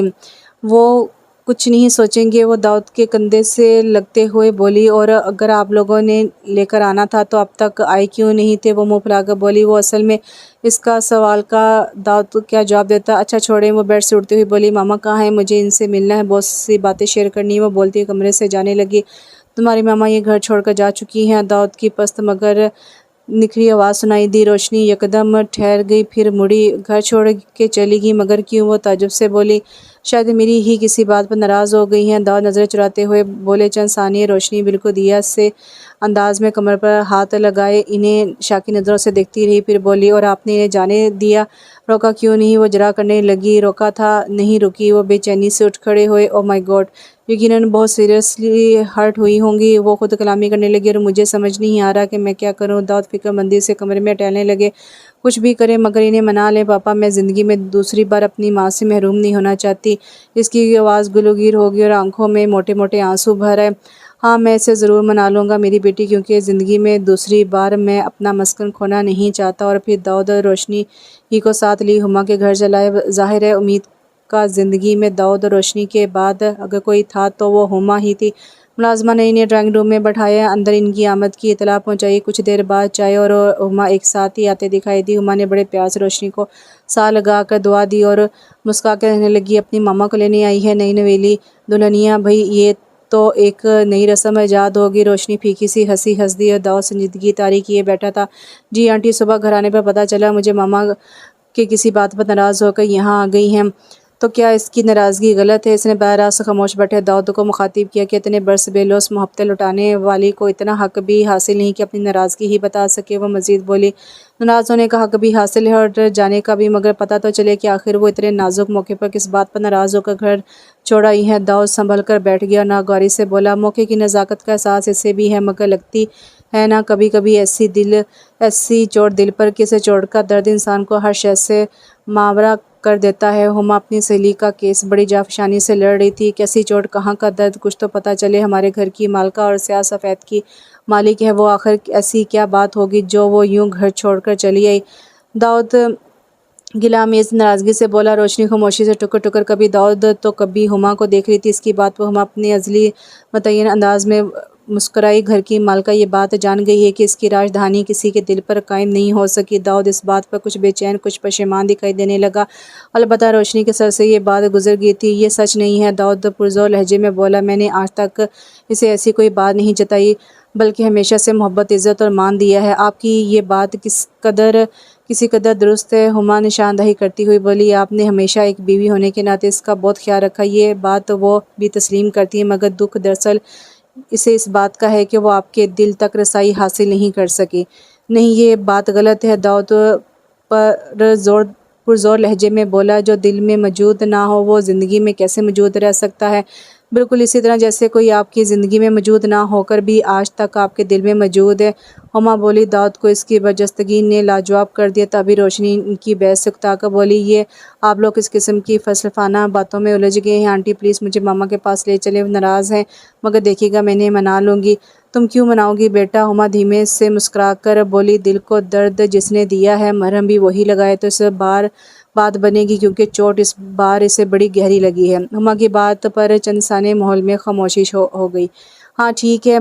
لمحاتی توقف کے بعد داؤد بڑے مضبوط لہجے میں گویا ہوئے، داؤد خان نے نادانستگی میں اس کا دل دکھایا ہے اور اب اس سے معافی بھی وہی مانگے گا۔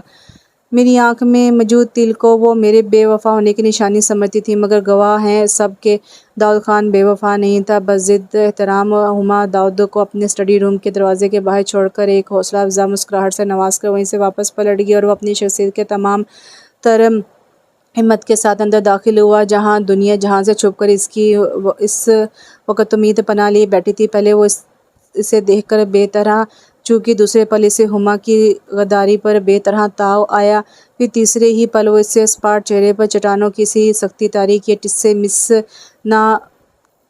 مس نہ بیٹھی رہی، جبکہ اپنے دونوں ہاتھ پشت پر باندھے کمرے کے ایک کونے سے دوسرے کونے تک اضطراری انداز سے چکر کاٹتا داؤد محو گفتگو تھا۔ دیا نہ رہی، مگر اس کی زندگی میں دیا کی روشنی تو تھی۔ وہ سمجھتا تھا کہ اس روشنی کے سہارے اس کی زندگی کے سارے اندھیرے دور ہو جائیں گے، مگر جلد ہی اس کی یہ خوش امیدی دم توڑ گئی، کیونکہ روشنی تو خود دیا کے وجود کی رہن منت تھی۔ دیا نہ رہی تو روشنی کا وجود بھلا کیوں کر سلامت رہ سکتا تھا؟ چاروں اور اندھیرا بڑھ رہا تھا، تب ہی اس کی زندگی میں امید کی ایک کرن چلی آئی اور چشم زدن میں چاروں اطراف یوں پھیلی کہ داؤد کی زندگی میں پھیلے سارے اندھیرے اپنا سا منہ چھپا کر کہیں دور چلے گئے۔ وہ امید کا احسان مند رہا، ممنون رہا، مشکور رہا، پر اس سے محبت نہ کر سکا۔ یہی کہیں گے نا آپ، وہ جو لاتعلق سی بنی بیٹھی تھی داؤد کے اس جملے پر تڑپ کر بے اختیار اس کی بات کاٹ کر بیٹھی، اور داؤد یہ سن کر اپنی جگہ ٹھہر گیا، پھر ایک ایک قدم جسے سوچ سمجھ کر اٹھاتا ہوا سرمئی کوش پر برجمان امید تک پہنچا، اور پھر ایک روز اس بے غرض اور بے لوث وفا شور کے قدموں میں اپنا دل ہار بیٹھا۔ میں یہ کہنا چاہتا تھا تم سے، مگر یہ کہہ نہیں سکا۔ وہ اس کے مقابل بیٹھا، براہ راست اس کی آنسو بھری آنکھوں میں جھانک کر پورے تماز سے بولا، جھوٹ، بالکل جھوٹ۔ وہ جیسے کن چھری سے ذبح ہوئی۔ آپ آج بھی دیا سے محبت کرتے ہیں؟ میں صرف آپ کی ضرورت تھی۔ دیا میری محبت تھی امید اور تم میری محبت ہو، اور تم جانتی ہو کہ داؤد جھوٹ نہیں بولتا۔ اگر میں آپ کی محبت ہوں تو تب پھر آپ کو آج بھی اپنی تنہائیوں میں دیا سے مخاطب ہونے کی ضرورت کیوں پڑتی ہے؟ وہ احتجاجاً چیخ پڑی تھی۔ داؤد جان گیا کہ اس کا اشارہ کس طرف ہے، سو ایک لمحہ توقع کے بعد ملول مگر گہراؤ والے لہجے میں بولا، کیا ہم خاص موقع پر دنیا سے گزر جانے والے اپنے پیاروں کو یاد نہیں کیا کرتے؟ امید تو بس تو تم سمجھ لو کہ وہ بھی ایک ایسا ہی لمحہ تھا جس کی گرفت میں آ کر میں مغلوب ہو گیا، وگرنہ یہ داؤد خان جو تمہارے سامنے کھڑا ہے دل و جان سے سرتا پا تمہارا ہے، چاہو تو آزما کر دیکھ لو۔ اور اس لمحے امید نے اس کی شفاف آنکھوں میں کسی دیا کا نہیں واقعی اپنا عکس دیکھا اور انجانے سے احساس میں گھر کر پھوٹ پھوٹ کر رو دی، کیونکہ اتنا تو وہ جانتی تھی کہ وہ واقعی داؤد خان جھوٹ نہیں بولتا۔ امید نے مجھے معاف کر دیا ہے دیا، میں اسے منا کر گھر واپس لے آنے میں کامیاب ہو گیا۔ وہ بلا شبہ بہت اعلیٰ ظرف اور بہترین رفیق حیات ہے، تو کیا میں اب بھی اسے اپنی محبت اور وفا کا بلا شرکت غیر مالک نہ بناتا، اور وہ اس کی ہر حال میں حقدار ہے؟ اس کی بے لوث ریاضت کو میں رائگاں نہ جانے دوں، سو اس کے لیے میں نے وہ کمرہ کھول دیا، کسی سسرال آیا ہوا پودا بھی جسے میں اتنے برس سخت موسموں سے حفاظت کرتا رہا اپنے ہاتھوں سے اکھاڑ پھینکا، اور اب میری وارڈروب امید کے پسندیدہ رنگوں سے سج گئی ہے دیا۔ اور مجھے یہ سب کرتا دیکھ کر امید کے چہرے پر جو آسودگی بھری ہے، اس کی آنکھوں میں جو چمک آ پڑی ہے، اسے میں لفظوں میں بیان کر ہی نہیں سکتا۔ میں نے امید سے سچ کہا تھا کہ تم میری محبت تھی، سو میرے دل میں ہمیشہ ایک حسین یاد بن کر دھڑکتی رہو گی۔ مگر دیا، ایک اعتراف میں تمہارے سامنے بھی کرنا چاہتا ہوں کہ مجھے واقعی امید سے محبت ہے، سو آج کے بعد میری تنہائی صرف اور صرف امید کے نام ہوگی، کیونکہ تم جانتی ہو کہ داؤد خان بے وفا نہیں۔ اس نے سفید کاغذ کو سیاہ ڈائری میں ہمیشہ کے لیے بند کر دیا۔ یہاں پہ ناول ختم ہوا۔ ناول کا نام تھا بس تھوڑی سی بے وفائی، اور اس کی رائٹر ہے امطل عزیز شہزاد۔ کیسا لگا آپ کو ناول؟ ایک ڈیفرنٹ سے ٹاپک پہ تھا، اور اس میں پڑھنے میں تھوڑی سی مسٹیک ہوئی ہے، کیونکہ اس کے الفاظ تھوڑے سے غلط سے لکھے ہوئے تھے، کچھ ڈیفرنٹ سے لکھے ہوئے تھے، تو جو میں نے بڑی مشکل سے اس کی لائن کو ترتیب دے کر پڑھا ہے۔ اگر آپ کو پھر بھی مشکل ہے سننے میں تو اس کی آواز بند کر کے سن لیجیے گا، اور ویڈیو کو لائک اور شیئر کرنا مت بھولیے گا۔ اپنا ڈھیر سارا خیال رکھیں، اپنے والدین کا ڈھیر سارا خیال رکھیں۔ انشاءاللہ پھر ملتے ہیں۔ اللہ حافظ۔